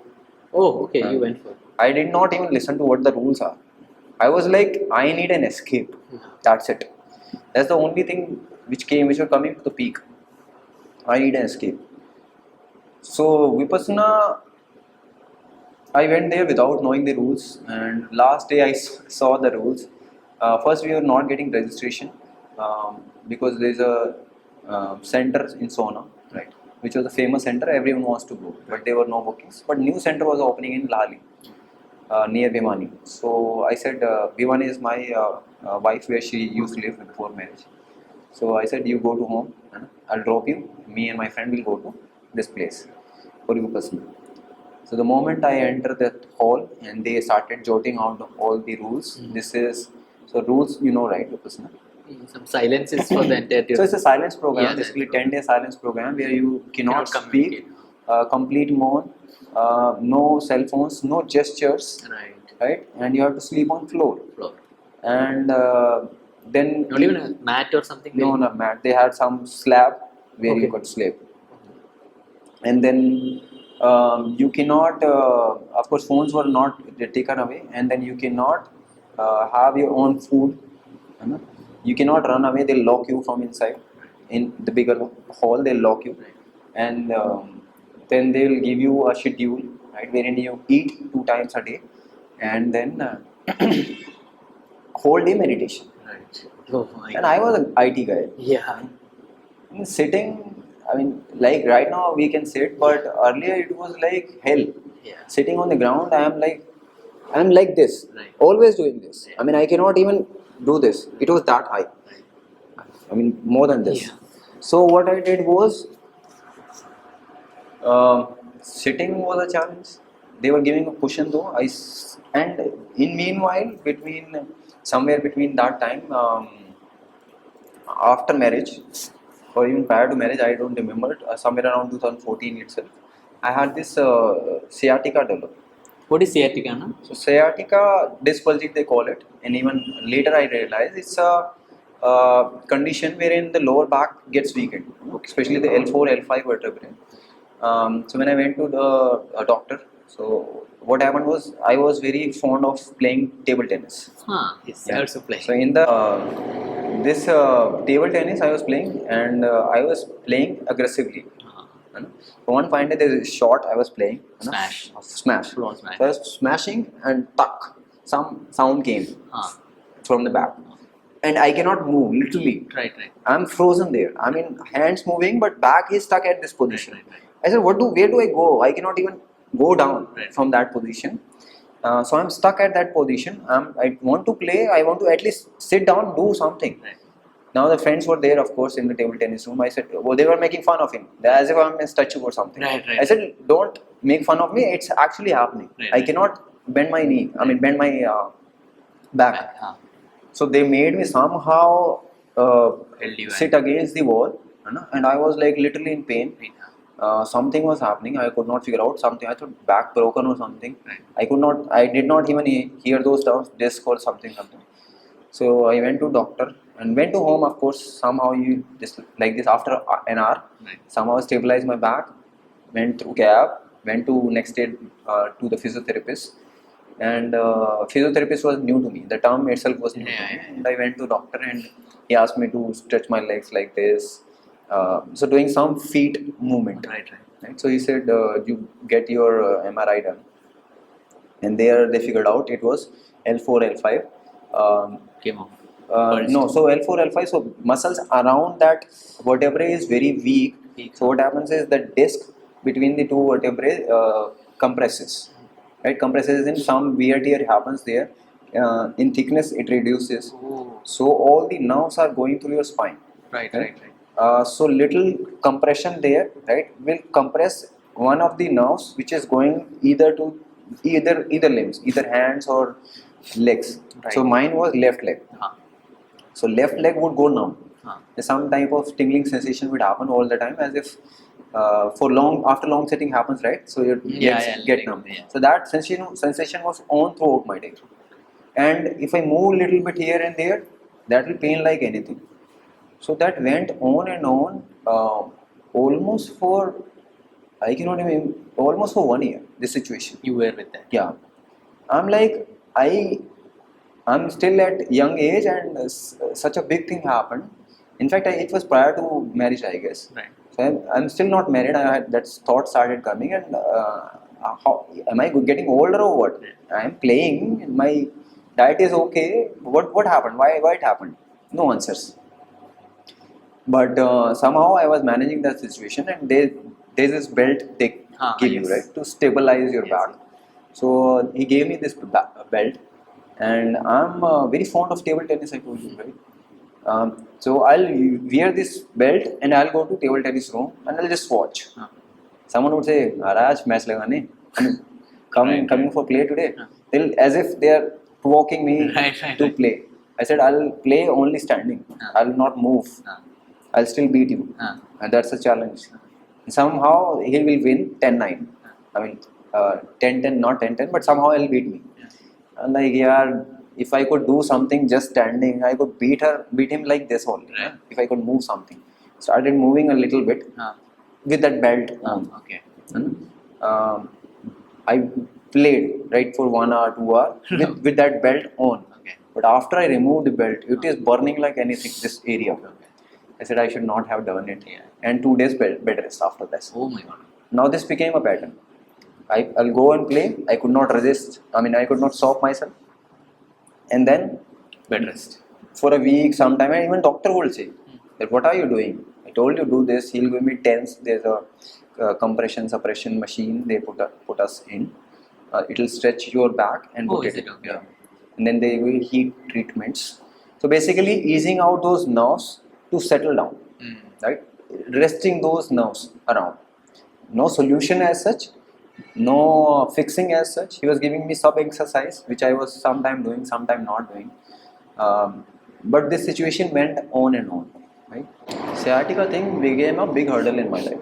As if I cannot move. That is the backbone of everything, right? You cannot move, you cannot play, and I don't know if you probably cannot get married as well that way. That was the biggest fear at that time. The physical challenge it became. Right?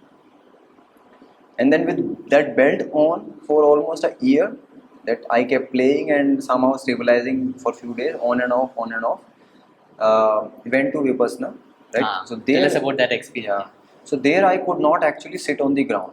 You were still carrying the belt with you? I carried that belt with me just in case something happens, right? So I told them that I had this condition earlier. It was not there at that time. The pain was not because of that, but somehow I had this fear that it may pop up. Or it is gone. I was confused. It is 1 year now, it is not happening. But sitting on the ground, it was the biggest challenge at that time. They were asking us to meditate as in they have certain process of focusing on the breath and sensations.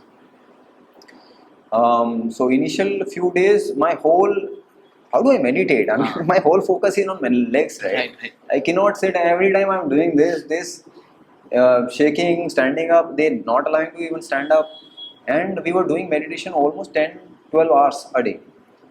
The guy who cannot even sit, and if you ask him straightforward to do 10, 12 hours of it became a torture, frankly, for me. And then within me, when I close my eyes, watch your breath, as in I was literally watching eyes. I was rolling my eyes here and there. How do I watch it? Right. And so much of my eye sense, I never closed my eyes and saw within. Right? So I'm like, where to watch? He said, close your eyes. I said, where do I put my eyeballs? Right. I mean, in the middle, in the side, or where? I said, why are you worrying? I mean, the teacher used to say, why are you worrying about the eyeballs? Wherever they are, let it be. But in that process, it became too much of hassle. And then suddenly I realized where my tongue is. And that became a drama in itself. Tongue should be touching up, down, side, this and that. I was confused. I went there again to a teacher. I was a question bank at that time. Too many questions. So I went to teacher again. Where do I put tongue? So what's with the tongue? Keep it wherever it is. But suddenly in that process itself, that Vipassana, too much of my mind and that sense organs started playing. My tongue twisted. Okay. It started playing on its own. Oh, is it? Okay. Yeah. Okay. I said, how do I control it?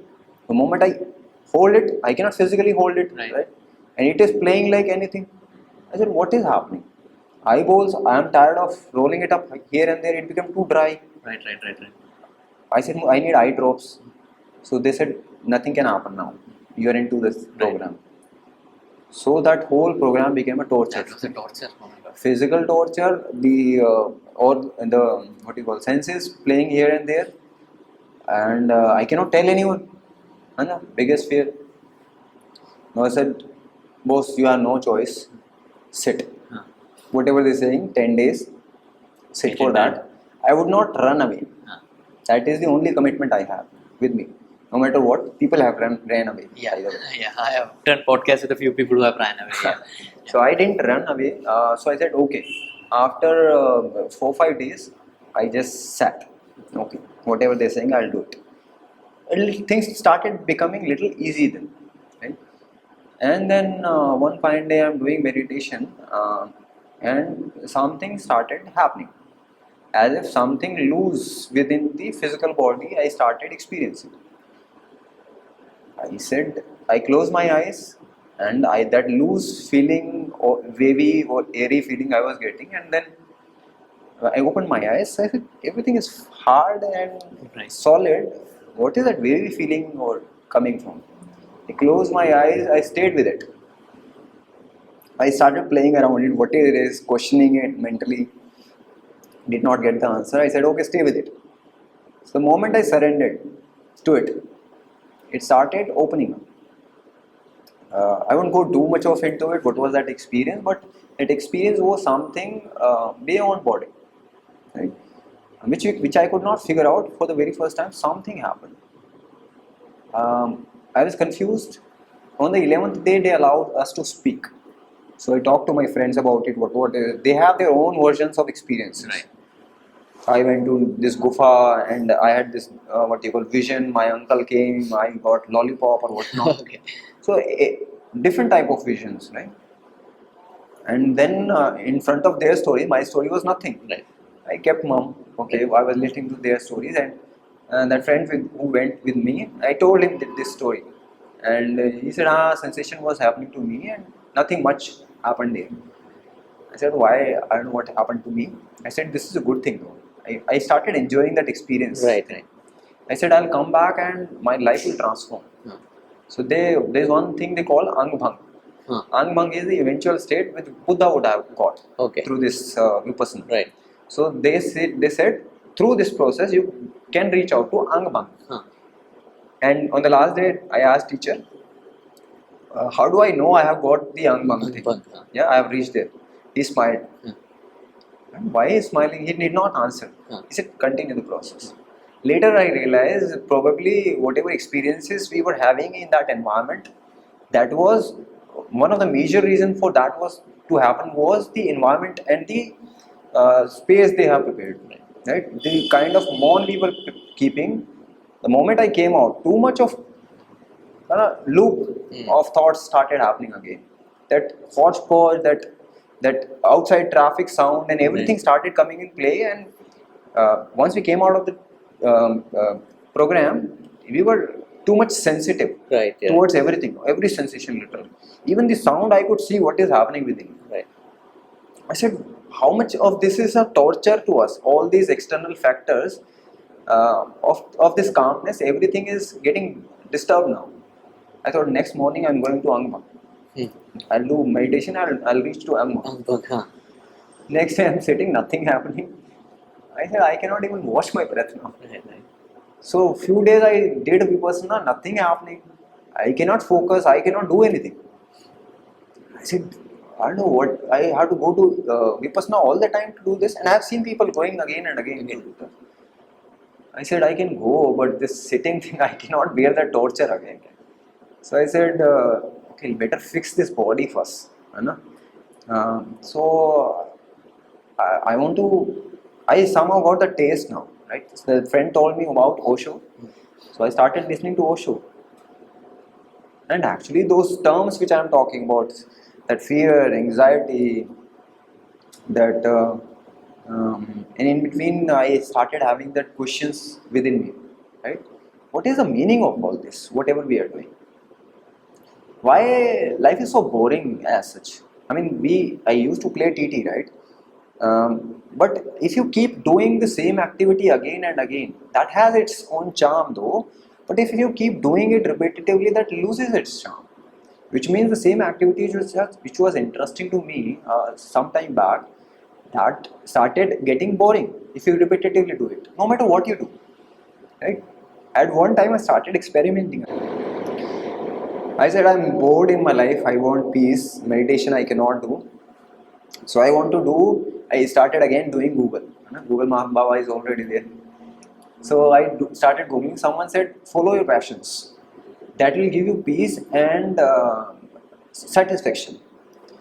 I said, okay, follow your passion. What is my passion? Drawing I used to like. Then technical, I was good at. And then table tennis. These are three things I could remember. I said, technical, I am into manager role now. Okay, let's do this thing. I talked to my manager, please take me out of this manager role. I want to go to technical. And I want to work as per my strengths. And he said, what happened to you now? So many years now you are waking up. So I said, please do that. He said, you will not get your promotion this time. You are about to get promoted. I said, okay. I mean, I want to do something now. It's enough. I'll look for this peace everywhere, nowhere I'm getting. I have to try out things. So I was after my passion. Technical, I learned few skills, big data technology, and I moved into a project. That project stayed with me for 2 years. Right, kept working there. I liked it very much. Two things. One is it was of my interest, my passion. So I'm supposed to love it. And I started liking that project. And second, variety. Earlier I was stuck to mainframe technology. Mainframe is quite boring old technology, right? And here I got big data technology. And in this project, we used to do research on so many different technologies. Every other week, we'll get a new platform or a technology to work on. And every other week, I had to get to learn new things. So one is the variety, one is my passion. Both things which were like super combination. I started loving my work. But after some time, situations started happening. As if, of course, work is there, right? There will be some team member, some situation will be happening. We will be given some work. After some time, same type of pattern started forming, which was there earlier as well. And after almost 6 months or 1 year, I started getting bored again. I said, I like variety, but how many types of variety? Every other week I am getting new technology. I don't get settled into one technology. I have to jump to another technology to experiment on. I'm tired of this. And same thing happened with the passion as well. I like this technology, working on it day-to-day basis, but it became a usual task for me. Right? I mean, you get expert into something, and that became a usual thing for me. I said, now it's again it happened. I started something to come out of that boredom or unfulfillment. Now same thing happening. Even if I'm holding on to my passions, I said, no, this is not working out. Table tennis, sports. You cannot get bored with adventure sports. I started looking at videos, the Chinese players' videos. I said, I play like them. Daily, I used to watch videos for hours. Oh, is it? Okay. Hours, I'm telling you. Everywhere I'm standing in hospital to meet someone, I'm watching that video. Table tennis, how to play. Saw all the video, downloaded it, practiced it, and got some level of proficiency. Is it you got really good at it? Okay. I got good at it, and in fact, I remember we went for a table tennis tournament from office as well, and we stood second in this corporate tournament. Okay. So that's where my confidence was. I was liking it. Back was not supporting though much at that time. I said, okay, let's do one thing. I'll learn professionally. But there was no one teaching in Faridabad. So there was this community center we used to go and play. There was one guy used to come who was very good at it. He has this academy. So I went to his place, but all kids were there. No senior person. I said, I'll look odd into these people. But I was adamant now. I said, throughout my life, roughly 35 years, I listened to everyone and did not do anything which I am not aware of and what I want to do. Initially, when I was growing up, whatever parents were telling, I was doing it. Then, whatever, of course, my wife, so-called earlier wife, girlfriend, said, we got along, got married. Now, I want to prove something to myself, what works. And I was doing all those experiments. I went into this experimentation mode because this Vipassana thing worked for me. And I could not figure out what it is, but it worked for me. So this table tennis experiment I did through sports, same thing happened. And I went into fights with people. Of course, you have opponent. Sometimes he is winning, sometimes I am winning. When I win, I get here. But when I lose, I'll see you, right? I'll be anxious until I beat that guy. But I said, what's the point? Of course, someone would win, someone would lose. I'm dependent on my peacefulness, happiness on that person. If he loses, then only I be happy all the time. But it cannot so happen, right? There will be someone who is more proficient than you. I said, this is not the way, I guess. So I dropped that idea as well. Table tennis is not working, career is not working. And then meditation failed experiment. I said, okay, better work on your body first. Meditation was working. So I heard that and all these talks of Osho and G2 Krishnamurti, I started increasing the frequency of those. They were making sense to me to somewhat. Osho, G2 was probably not. He was too complex to understand, too much of deep talks. you watch his fear video. Till today I could not figure it out completely. But so I could not follow him much. And then a lot of other spiritual gurus, the modern one, Acharya Prashant, right? Vivekanand was there. So lot many, once you Google it, you'll start getting these people one video after another. I started watching all those videos. Somehow I was getting the points. I mean, whatever they were saying in the theory. But the next day, I forget those things. If they talk about fear, I'll watch their video. Even Sandeep Maheshwari, there's one motivator. Yes. So it will make so much sense to me. Next day, I said I'll rid of this fear. I'll be peaceful. But once I'm into situation, I'll forget everything. I said passion is not working. Body is weak. These gurus are talking. They want to convey something. I'm not getting it exponentially. I was saying, okay, in yoga, somewhere I heard about yoga, and but where to reach out to, and what is the connection between yoga and spirituality? By the way, I mean, who would clear that? I said, Google it. Google it. If I read it, I mean, till today I could not find an authentic source. Frankly, yoga and spirituality, how it is connected. They'll take you to chakras and kundalini or whatnot, and that fancifies things. At least it was for me, right? It's a virtual world. Some sannyasi, some Siddh Purush will go there and do some yoga and reach to enlightenment or mukti. I didn't want mukti, frankly. Nirvana, jo even Vipassana was advocating for. I said, I'm stuck now. I said, yoga is there, but what is the significance? Who will tell me? I started calling local, Faridabad, I live in Faridabad. Started calling local Faridabad yoga centers. So I said, I want to learn yoga. He said, yeah, of course we teach. I said, I want to do it. I live here in Jawahar Colony. He said, we don't give service there. You will have to have a private teacher. I said, how much it will cost? It will costly. I said, okay, whatever it is. I want authentic yoga. Right. So nowhere it was authentic yoga found. Then they were saying though that we teach authentic yoga. But once I go attend their demo class, it was all jumping, PT, exercise.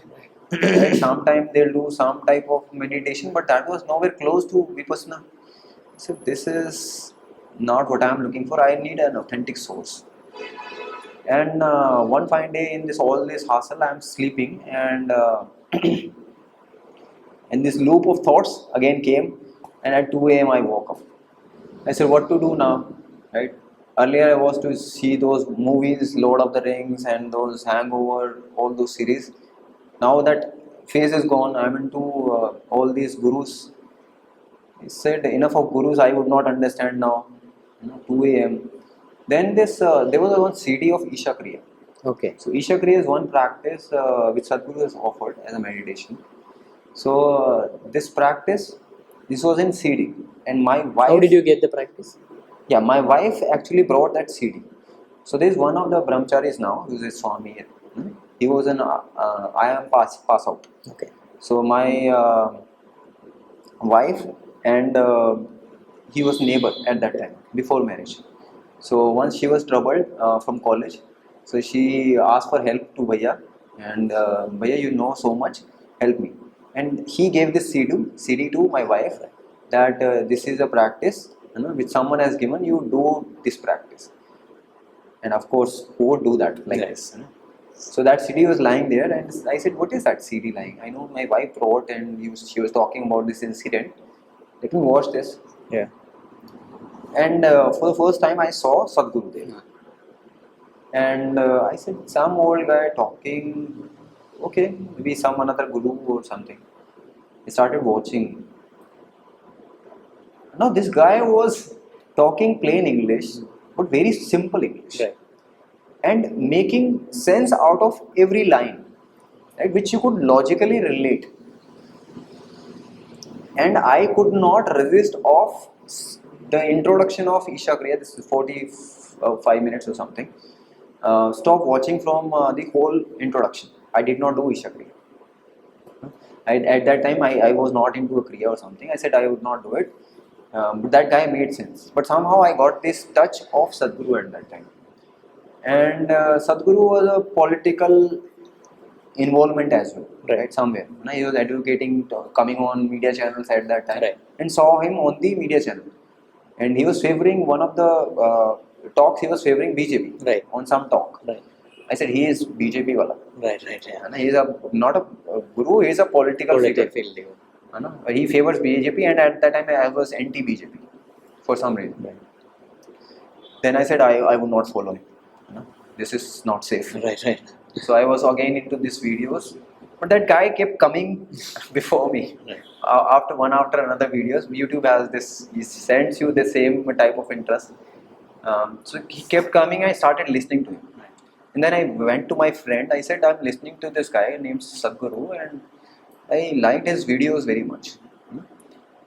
And why don't you listen to him? I said, no, I'm Osho. More into Osho, so I'll listen to him. I said, okay. I kept listening to him. Side by side, my yoga hunting of where I can learn yoga from was on. Then I said, okay, let me do it my own. Now this is the bad part, and the good part again. I started learning yoga from online. Okay.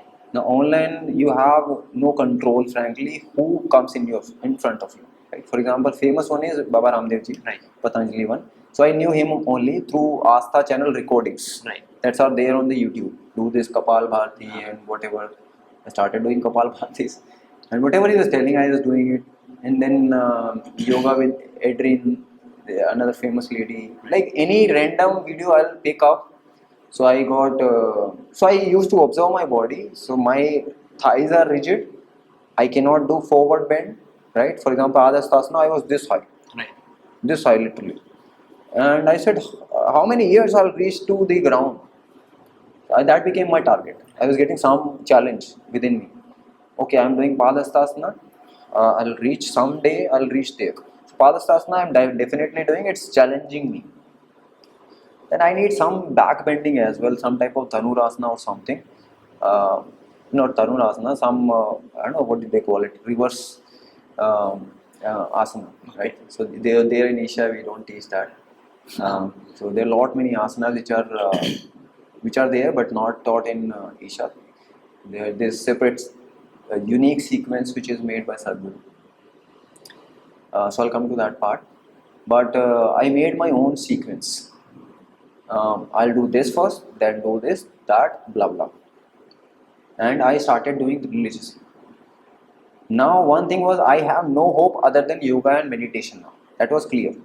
Because some experience happened, and that was the only ray of hope I was seeing. And that too, out of my fears, spirituality is the only escape. Right. So I said, okay, I'm going for it. I started doing yoga at my home. And there was this guy, B.K. Iyengar. Yes. His book is Light on Life. So I started reading his book. Right. So one was online yoga I was doing. So I'm saying it's more of a physical exercise. And then B.K. Iyengar, once you read that book, he has explained few things which you'll fancify again. I'm sure he has his own experiences, but I was in hallucination, reading out and imagine if something would happen now. But out of my surprise, same thing, the same type of experience I had in Vipassana, that same type of experience struck me while doing the yoga, the casual wala yoga. And same thing happened. I said, open my eyes. I'm physical only, but some type of non-physical, I don't know how to explain that, but some type of experience happened there while doing the yoga. And I told it to my friend, but he would not listen, he would not understand this. I said, So I kept doing this book yoga and online yoga, and eventually this sciatica thing, which was roughly gone, right, that popped up again. So I realized probably I'm doing something wrong somewhere, because yoga is supposed to cure diseases, right? Now my sciatica is popping up, so probably I should go to some right source to learn it. Either I'm doing it wrong or the way I'm doing it is wrong. So someone should be there to observe me. Otherwise, it will go in other direction, right? And I have to literally go to physiotherapist again and again afterwards also. So finally, I heard of Sadhguru. Now, I heard that Sadhguru is coming in Gurgaon, right? And I said, Sadhguru teaches yoga. I searched it on Google, and there was this 21-day Hatha Yoga program which was happening in Delhi, Osho. So I went there, inquired about it, and did 21 days of Hatha Yoga. Now, after coming back from there, I learned multiple practices: Surya Kriya, Surya Shakti, Angamadana, Yogasanas, Upayoga, all in one go. How was that experience like going through that? So that training itself, I mean, when I be there in that training, one, the way it was organized, such a neat and clean place in the green environment, Delhi Ashram, and then teacher itself was such a calm person. She was like sitting for hours without moving. That was the biggest thing. That was biggest experience of me. And how can someone sit like this for? And we were like struggling even when doing the asana. We were struggling. So these 21 day again, I was a question bank there as well, because I had to literally get the answers what I was searching for. But this process itself, yoga, made me a big fan of Isha. Right, in that way that they are teaching it in an authentic way. Right, for the first time, I got someone who is literally doing what they are saying. Right? So that experience was overwhelming. I mean, I went through this training, and teacher was so polite, so calm, so humble, so down to earth. I went to her at the end. How are you like that? She said we had this Hatha Yoga Teacher training process. So that's the first time I heard about teacher training, which happens in Coimbatore for 6 months. And then say where it happens. He said Coimbatore, we have Isha Yoga Center. I inquired a bit about it. Which year was this? This was 2019. Oh, 19. 19. So 2019, I did not even do minor engineering by then. Okay. So, but by the time I became more curious about it. Okay, something called Isha is there, which is teaching so authentic, and they have so much of knowledge and the authentic practices which are preserved so well, right? And how did you realize it's authentic? Because you had experience. so authentic as in, see, wherever I went, right, even for the demo class or heard about it, they were all doing casually. No environment was maintained, no proper teaching mechanism was there. For example, when teacher is teaching, right, they are speaking while doing the practices. Here they have some other mechanism wherein they display through videos, or the demo person was there who was doing the practice. Right. Teacher's job was only to provide the instructions about the practice, and they would not. And one important factor which I was mostly worried about: how would I compare myself to others? I don't have that flexibility level, and everyone would look at me. That fear was there. Now here they were asking us to close our eyes. Once you close your eyes, and there's no fear, right? Yeah. Who is looking, who is not? Everyone's eyes are closed. And for the first time, I realized that asana could be something else as well, right? Keeping your eyes closed and doing asana, I have done that. Keeping my eyes closed and doing asana, and keeping eyes closed and doing the asana, totally different experience. And there they're not touching to us. Where in other Hatha Yoga classes, they ask us to twist like this, do this, bend like this, and doing specs and doing the practices, doing socks and doing the practices. No structure of the practice was there. Wherein in Isha, if you go, there's a proper sequence. First you do this, second you do that. Even if I look at it logically, forward bend and backward bend compensating, right? That is the logical part. But later I realized there's a lot of detailed knowledge of the system, how it works, has gone into it, which we can nowhere come near. Right? So I became a big fan of the way it was taught, right? And the teacher made me so.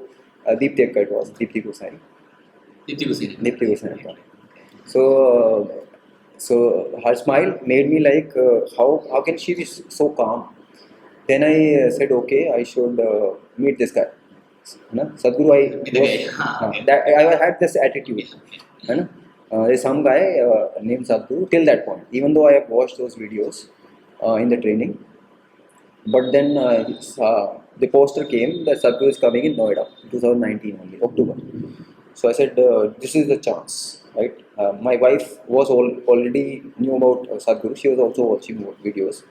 So I said, I had this wrong thing happened was I went to Vipassana alone, and there this difference of thoughts came. Yeah. I'm talking some talk and she's not understanding, and she is going to listen. We eat something, we go somewhere.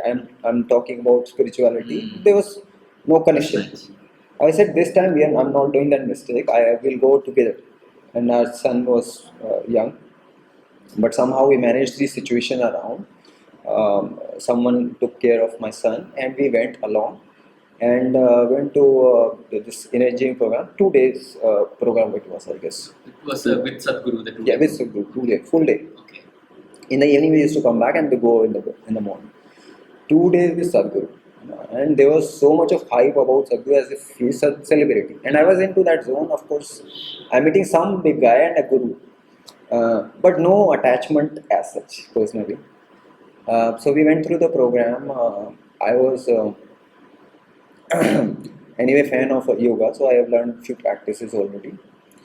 And then there is a certain process, there's discourses coming, and so whatever is saying, it is opening up things bit and bit. Because Vipassana also had this discourse. At least logically I could relate, and my questions were getting answered. And prior to that, of course, we have went through this discourses online 7-day program or something. Though the program format is changing a lot, at that time that format was there. Then we went through this program, and the initiation day came, and I was sitting, and they asked us to do the practice. And suddenly someone started shouting from behind, some screaming or something happened. What happened? And someone got killed or something. So some screaming happened. Sadhguru said that whatever happens around, don't bother about it. I said, okay, probably the part of process or something. But suddenly something started happening within that process itself, which was like connecting back to Vipassana experience and this experience. Some type of experience happened there as well. And towards the end, when Sadhguru stood up and went on the ramp to meet the people, and literally everyone cried. Even my wife cried like anything. I said, why are you crying? And what happened? So she cannot answer what happened. So she kept crying. I consoled her, and then we came back. Right? Me, my friend, that friend, Osho wala friend. He was also there? He was also there. Oh, okay. And my wife went. So that friend stopped the practice, but I said, I don't know anything else, and I fall into some place consciously, unconsciously, and after doing Isha Yoga practices, at least my back pain was not there. So earlier, the book yoga or online yoga, once I was doing, I was aggravating those situations, the sciatica. Now at least that back pain was not there. So I knew it is the right direction. Nothing happened at that time, doing yoga only. And then this inner journey came, and another Kriya, Shambhavi Mahamudra they gave. I said, okay, let's do it. They asked me for mandala, let's do mandala. The 40-day continuous practice. I kept doing it morning, evening. And this thought of teacher training, Deepika that gave. So I saw this banner even in stall of inner engineering, that teacher training, 6 months training. I inquired about it, what it is, little bit high level, and went.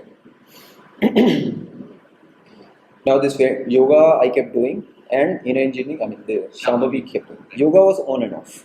The yoga was on and off. Shambhavi was continuous. On and off as in some practice I'll do, but some days some practice, some days some practice. So you basically regular, but not everything you Not everything I was doing. So, but after a few days, I realized the way I was started changing within me. I mean, as if the office situation I told you, it was very difficult for me to handle those situations. Somehow, I was calm through these situations. Though the situation was happening, but I could see those situations, and instead of reacting, right, I was responding. In a way, for example, my boss is shouting. Earlier, I was like, how can you shout like this? Or in a softer tone, I used to oppose it. And now I started looking within me, why is he shouting? Right? Is he right, first of all? in shouting. He's saying, I did not do the work. You did not do the work? Yes or no? I did not actually. Whatever is the reason, you did not do. And I started accepting it. Okay, he's right now. Otherwise, also it happened. He said, "You did not do the work. You did not do this and that." I knew I'm right now, right? But he is scolding me for some reason. So I started looking what is happening, why is scolding me behind him. I'm sure he would have his own story, probably fought with her wife or something like that. But now, instead of reacting, I literally started seeing everything, now observing everything. My talks started changing. I mean, I was like, earlier I used to talk about lot about politics and everything. I said, politics is okay, but what am I doing?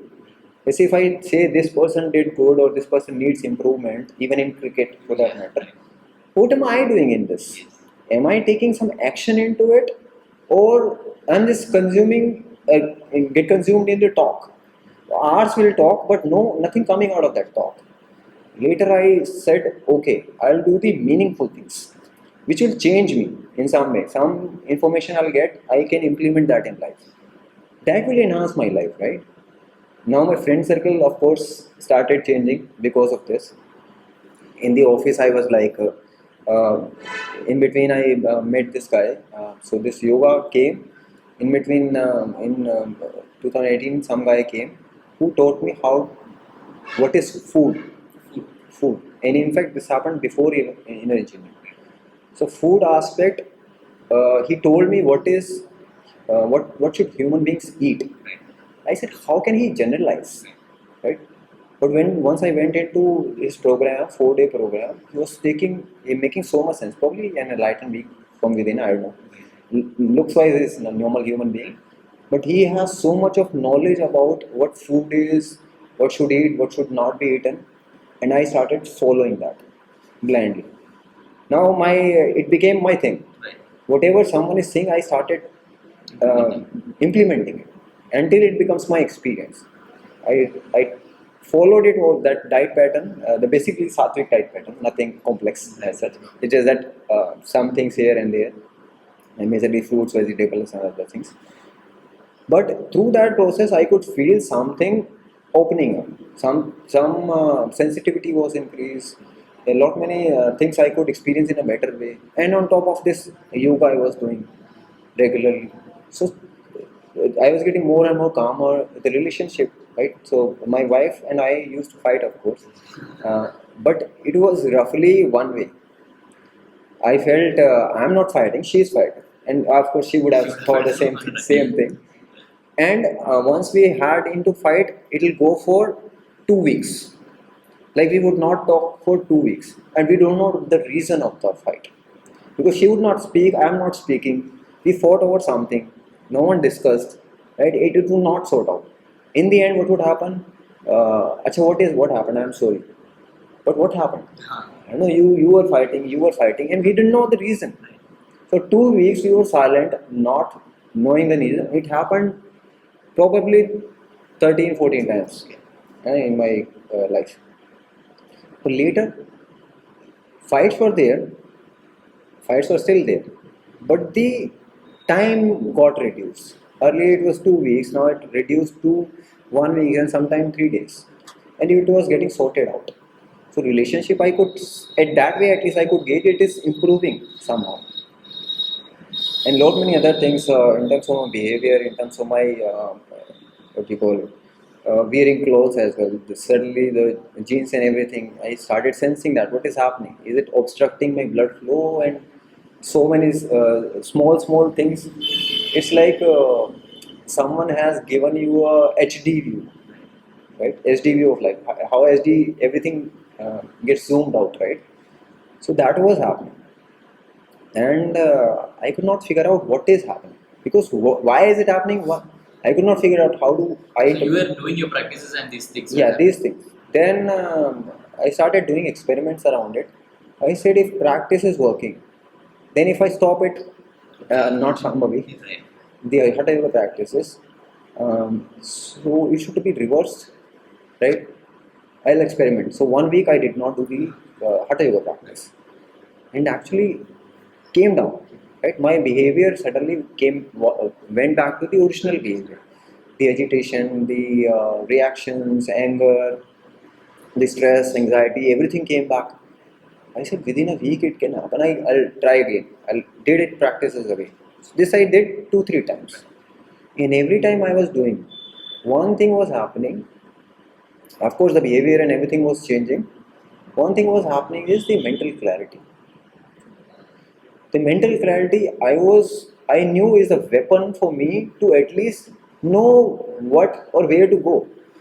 Till this point, everyone is telling me, and whosoever is telling me, they don't know where to go or what to do, and they were giving me suggestion. I was taking it. Now I don't know where to go, what is right in life, what is the purpose of life. And still, once I sit after doing the yoga, the complete series, especially the at least I was doing 2-3 hours at that time. If I do the complete series, whatever is told in the sequence, I'm like whatever topic I'm thinking of, it gets sorted out. I don't need any external input from anyone. I'll not even think about it. I'll just look at it mentally. That someone said something to me. How would it be done? What would he be in what situation? That whole chain of everything get sorted out. Now I'm after this mental clarity. So I said, if I do practices consistently, then only it can happen. Consistently in 2-3 hours. But in the house, I was not getting that liberty, frankly, and the kind of environment I was in. I said, some consistency has to be there, and where can I do it? I heard of this teacher training, 6 months, ashram. I said, somehow if I can do it, I talked to my wife, I want to do it, but that will be probably another birth because I have a small kid and family pressure, situation, job. How do I manage it? 6 months away from house. Then, and I still admire her for this, that she said yes, finally. And I said, are you serious? I said, okay, I'll manage somehow, you go. And I went to my boss, I want to do this. He said, where are you going? So I said, I want to do yoga. I said, which company you're going? And he was suspicion that I'm leaving for another organization. I'm faking it up.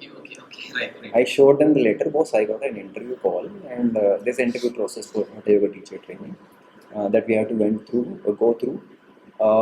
So boss finally said, we don't have any provision. Uh, either you resign or you stay. I said, for the first time in my life, I have got this mental clarity which I'm after now. No, nothing has given.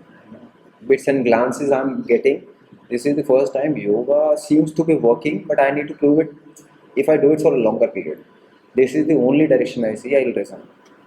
Not, I didn't tell them those things. I'll say I will resign. I gently served the notice period. Went to the teacher training in Coimbatore. Now, whatever I was listening in theories, all these gurus and everything, I'll say I'll do it experientially, not do this or that. Right? Frankly, first 4 months I struggled in that. Hatha torture or hatha pain, something like that. Yeah, not in terms of physical. Physical was always fine. I mean, after Vipassana, I knew that pains are there. But the mental, I was too much mind all the time because probably I never got chance to expose myself to in terms of emotions or this. Too much of was there in my mind, and I have become a kind of person where I was looking at everything logically, analytically. For example, if I do this hand, my finger will go this muscle will stretch, and that muscle will stretch like that. So first 4 months I was evaluating this whole thing as a physical process. First 4 months. First 4 months, and I've written it down. Reflections. My right knee, my right leg, my thighs. These needs to be improved. What type of postures would help me, right? So I said 4 months, and my knees were like this. Still after 4 months. 4 months, I could not get on the ground. I was literally crying within. I cannot sit for that long. Everyone can sit. Everyone can sit. The person who came from IT, they were also able to sit. Why can't I sit? But I said, what to do? I was like, this muscle should stretch. I'll be able to sit like this. I was adjusting my angles all the time.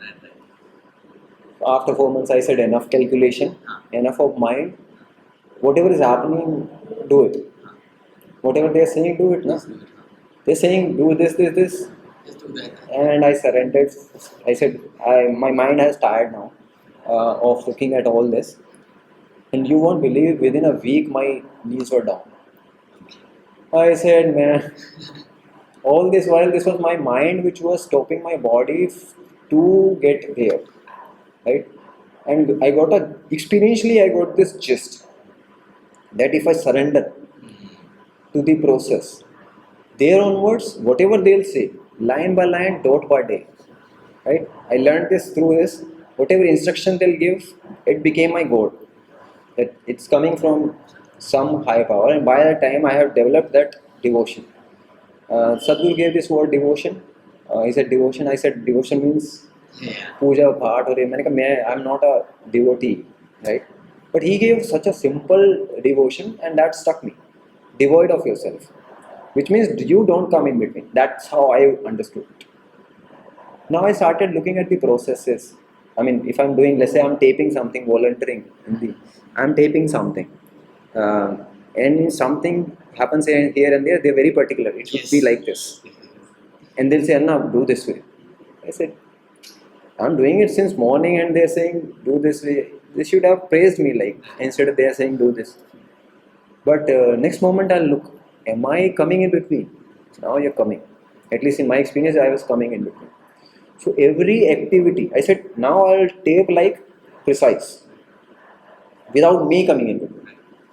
Whatever they say, I'll do it. Now sometimes frankly, within me, I cried just by taping. I don't know why these tears came, and I was a hard guy, by the way. I never cried throughout this year. And like, no one is watching, right?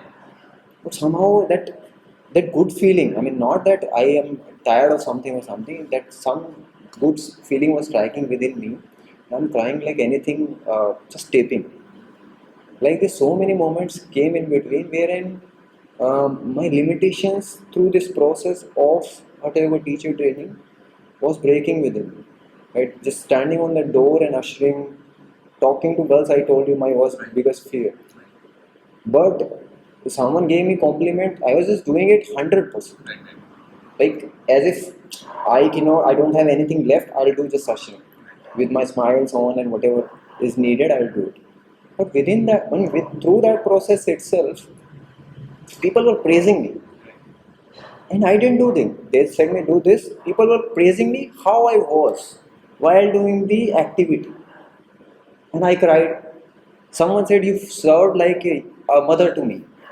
I mean, though I have seen other people serving the food, but you serve like a mother. And I can't stop the tears. Like this, I said, I am becoming emotionally weak. I get that feeling. But I am getting a good feeling. Okay, let it be on. Why? What to worry about? So this whole journey, whatever Sadhguru was saying, I was going. What is the experience? How can I imbibe that line? Every line he'll say, I'll imbibe. I'll imbibe. That I'll experiment around it. I'll do it literally until that touches me.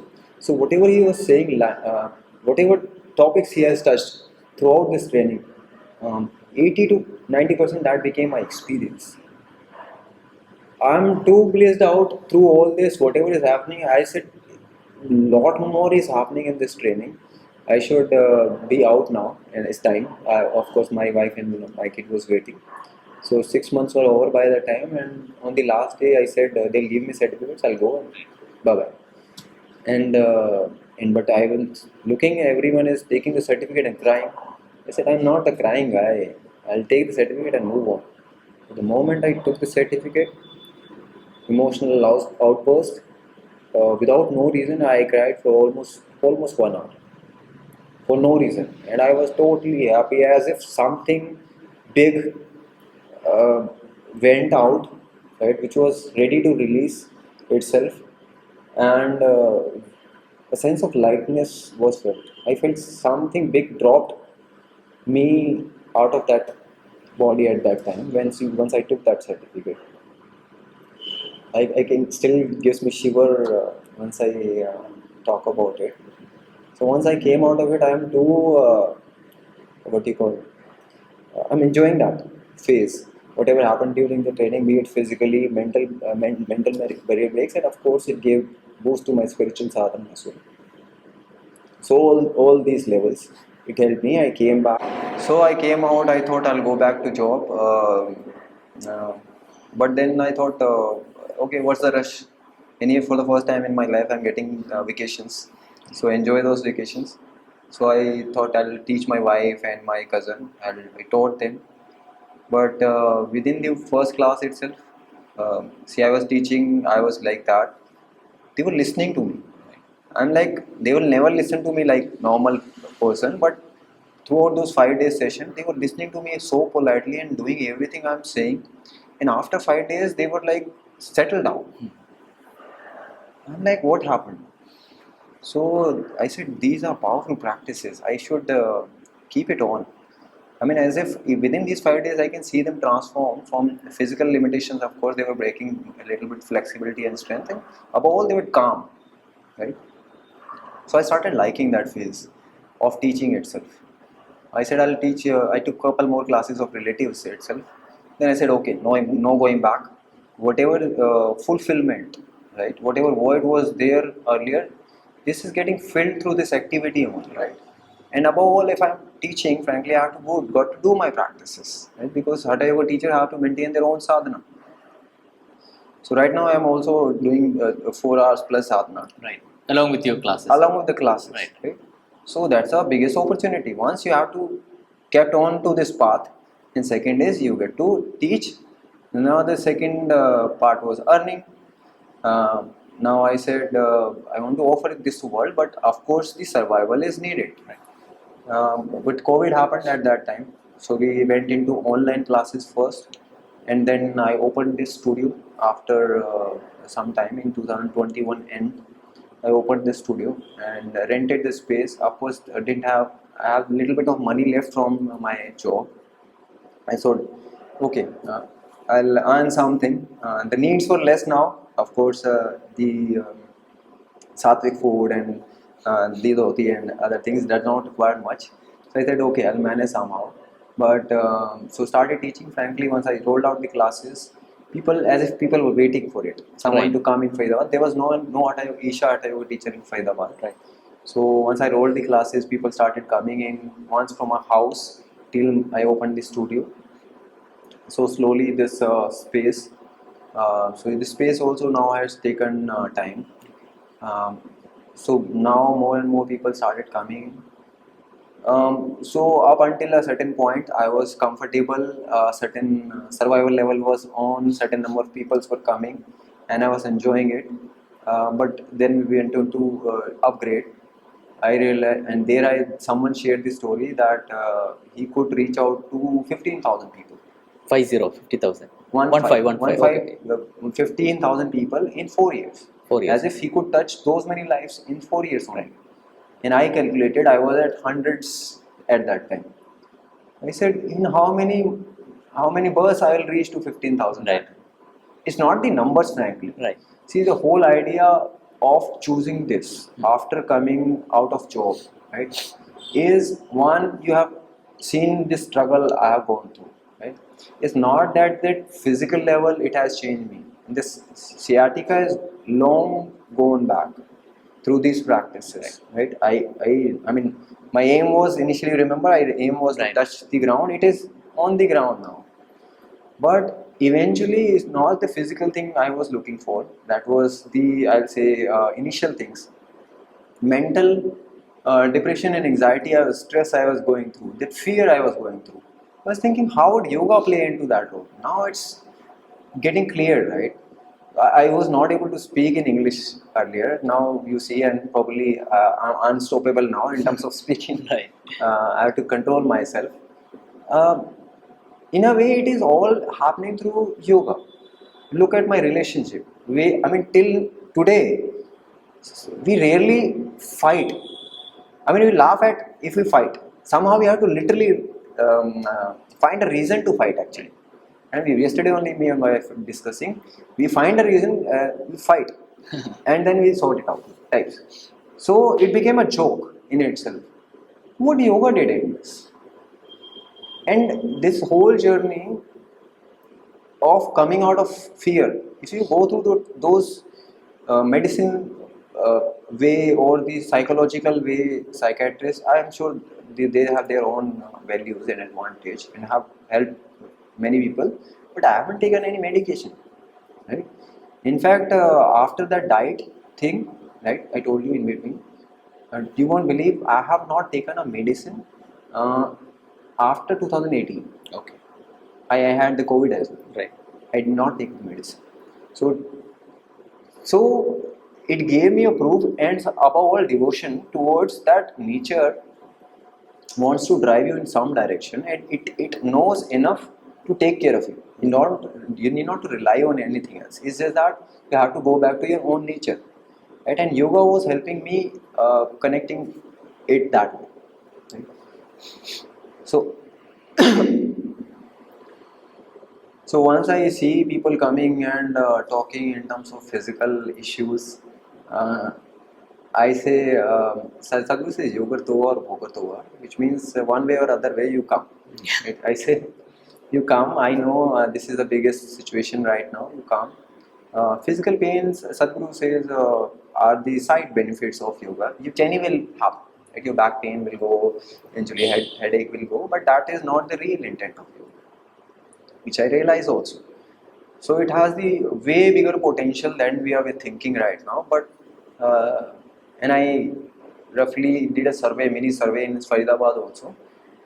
When I went there, the same type of yoga I told you, it sads me looking at the way yoga is being taught currently.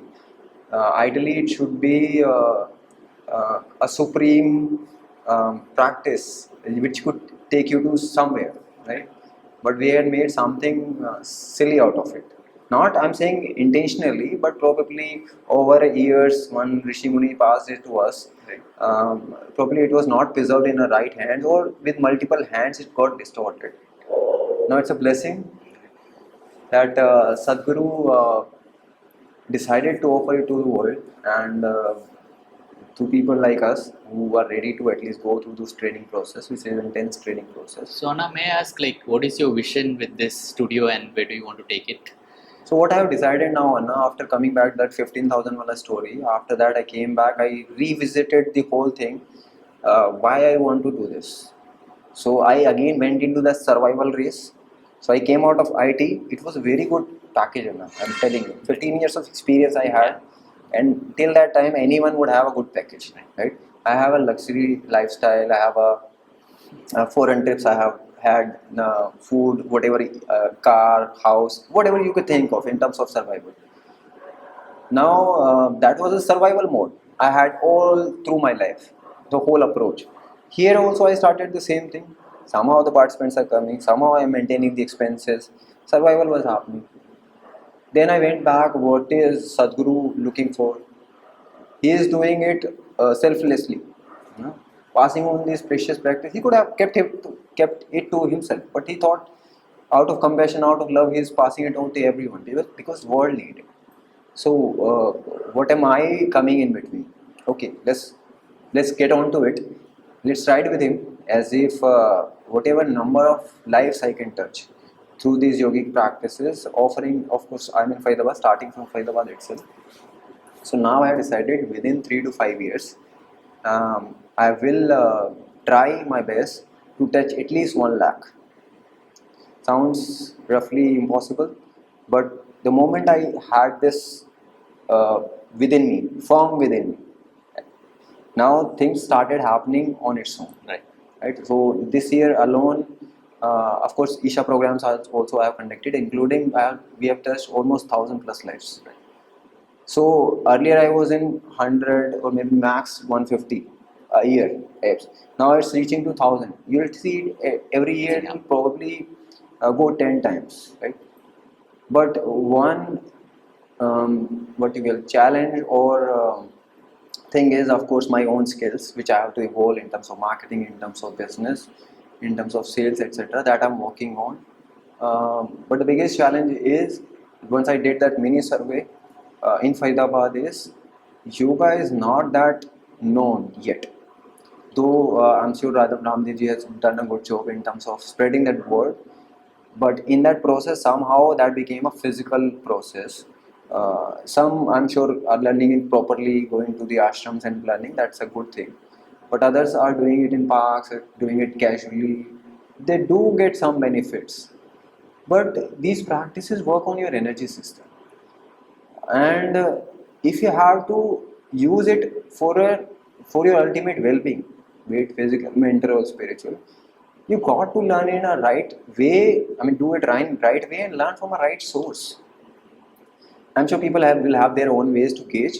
I leave it up to them how do they gauge, but at least try to understand what yoga is. What can it solve? For me, it roughly sorted out my whole life in one way or other. Now, do I have limitations? Yes, I do have limitations. But the moment it comes, I see that limitation, I start working on it. And instead of arguing and confronting that I am like this, my nature is like this. No one, trust me, has any particular nature. It is the situation and the repetition and the context or the environment in which they have got brought up that got stuck to their life, and it can be dropped off through BSP and other programs. Even Samyama now, I have done that. So it has evolved to a multi-fold level, that experience. I would literally want to pass on this experience, but for that, I feel there's a gap right now, and it's my responsibility of probably that education background or the kind of journey I've gone through to one pass on that education in a right way, so that first people understand what yoga is, what is its potential, and how can it sort out roughly any problem in their life. Right? One basic thing which happens is it makes you conscious, and even the social and the ecological problems, like save soil movement Sadhguru is doing, he's saying be conscious. Once you'll be conscious, you'll naturally save soil. You'll do enough to plant trees and save trees. It's not a moral thing, right? It will become an experiential thing. Then, and I started getting into social situations as well, doing volunteering for municipality and other things, like I'll plant trees, I'll ask people not to throw garbage, etc., etc. We did good work there, but I reached to a bottleneck there. Once we drop that initiative, they'll go back. They'll go back, yeah. Now, is this a solution? No, it is not. It's a temporary fix you are doing. It's a good thing to do volunteer, but it's a waste of effort that way. So I said, Sadhguru has made us or gave that power to us at least to pass on those practices to the world, which can change them to one, make them conscious. And if you look at it and if you draw it logically as well, as I do analytically, consciousness is the solution to all the problems in the world. You talk about anything. You talk about relationship. You talk about your productivity in the office. That can happen through yoga. You can talk about your own limitations, whatever you want to break, your stage fear, right? That can you can, it happened with me. I could see that. So you talk about anything, any emotional issue, right? Whatever struggling you are struggling with, psychological issues, the physical conditions. So even my skin issues got resolved with yoga. So lot many things got sorted out, and eventually I learned to how to sit. And if you learn how to sit with an ease, that's the biggest bliss anyone can see. That is the biggest thing. Don't think it's a small thing just to sit. We have been talking almost 2-3 hours now. And earlier, if you asked me to sit on a ground for 15 or probably 10 minutes, that was a big achievement for me. But learn to sit and sometimes doing nothing and still be joyful, that's the biggest piece. So my vision for now is making these practices available, starting with Faridabad, of course, available to more and more people. the people who are in Faridabad, especially the people who have done energy healing, or the people who have already learned some Hatha Yoga practices. So I established this Sanidhi in the studio, which is making this whole space consecrated itself and energized in a way. Now, if someone comes and do the practice, they say that, I mean, it's their experience and mine as well, that this in a space of energy of the space has uplifted their practices in some, and I want to pass on this experience to other meditators as well. So one is three categories. One is people who are not aware that yoga can potentially solve their life problems, right? Not the physical and mental, just other life problems as well. And I'll soon do some education session. How can that be possible? Or how yoga relates to, let's say, relationship improvement or productivity or something. This is the people who do not know about yoga. So my responsibility would be towards educating them. Second category is who know about yoga, and probably I can tell them there is a way to yoga which is more organized, and which Isha has already discovered or known for. If you're doing any other Hatha Yoga practice or other type of yoga practices, I have nothing against them as such. I'm sure they are doing a good job there. But if you taste a little bit of Isha practices as well, I'm sure you will get the why I'm saying all this. And the third thing is Isha meditators. So what I have started doing is talking and volunteering within local centers. I realized even the Isha meditators, somewhere few of them mentioned that they are lacking in their practices, and it saddens me because these are the people who have spent enough into practices, and for some reason it lacks. I feel it's my responsibility because I'm into yoga throughout my day. It's my responsibility to give them some platform to come and practice. Right? So I started these recurring sessions on Paurnamis and Mondays. Whenever we do Sanidhi Puja, invite them. So whosoever feel They can come. yeah, they can come and do the practice. I'll do the free review for them. Right. That way they can uplift their practice and be consistent with them. So that's it, Anna. That's what I am looking for. Beautiful, Anna. So, what is like the best way to reach out to you? Let's say someone is in Faridabad. What is it your Instagram page or? Yeah, so one is, of course, the best method is my website itself, satyatrayoga.com, which is online, and all the details, all the program details. So I'm conducting programs in two modes. One is the monthly program for the people who are new to yoga, right? So I teach them Upa Yoga practices and conduct daily classes for them. That is a monthly program, the budget-friendly program.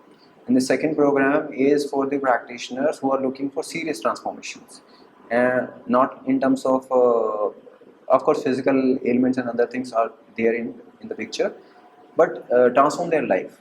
Right. So 3 months of recurring.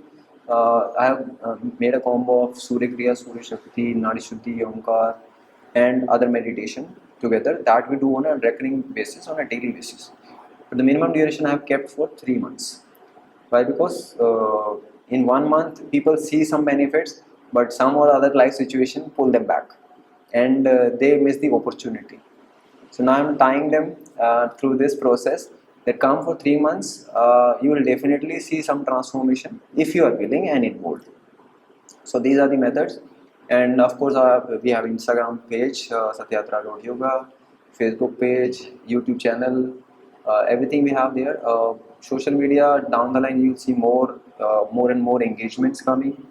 Community building, I have plans to engage, especially the Isha meditators coming along, the alumni of the from here whosoever going.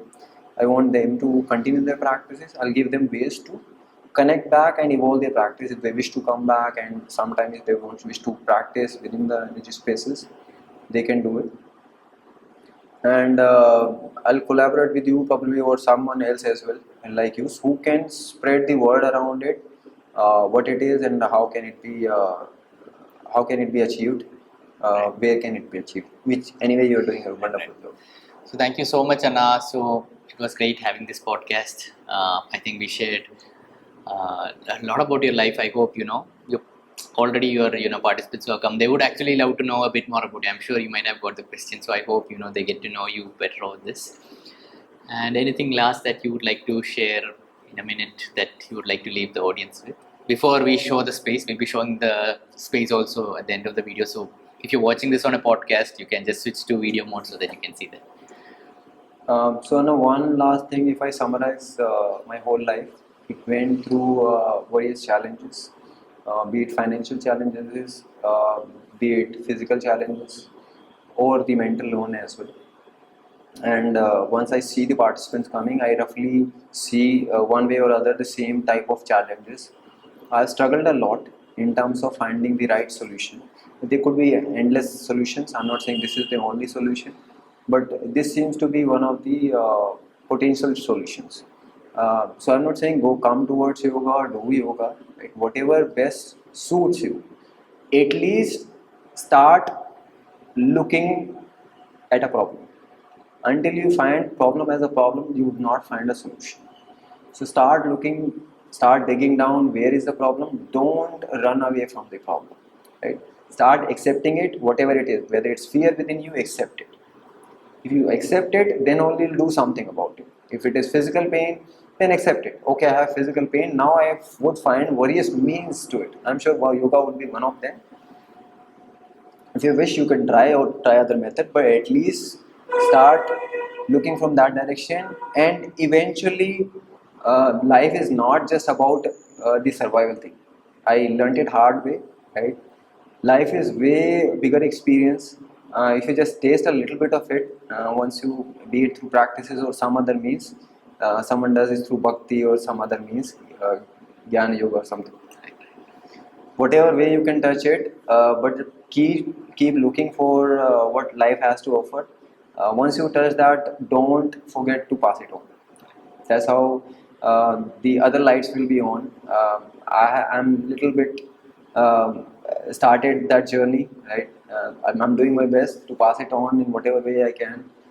If you find your purpose, or you find your inner joy, right, don't miss to spread it out. Thank you, Anna. Thank you so much for the video, and we had a very silent and powerful presence during the podcast. So, namaskaram. always to there. Sadhguru. It's always good. Namaskaram. Hope you guys enjoyed the podcast. This one was actually shot quite a long back. Yeah, I had to send it to Anna and it took some time to edit it. So do let me know how you liked it. And I'm going to shoot a few more podcasts. So if you have something specific that you would like to ask Hatha Yoga teachers in the podcast, or some other way that you would like to, take it, do let me know. I'm really open to suggestions. And if you have some other guests that you would like me to bring in on the podcast who would be willing, so do let me know. And at the same time, please do subscribe to the channel. It really helps a lot in getting this podcast to a lot of people to like the video. And yeah, that's it guys. Take care. Namaskaram. Keep up your sadhana and make Sadhguru's vision happen.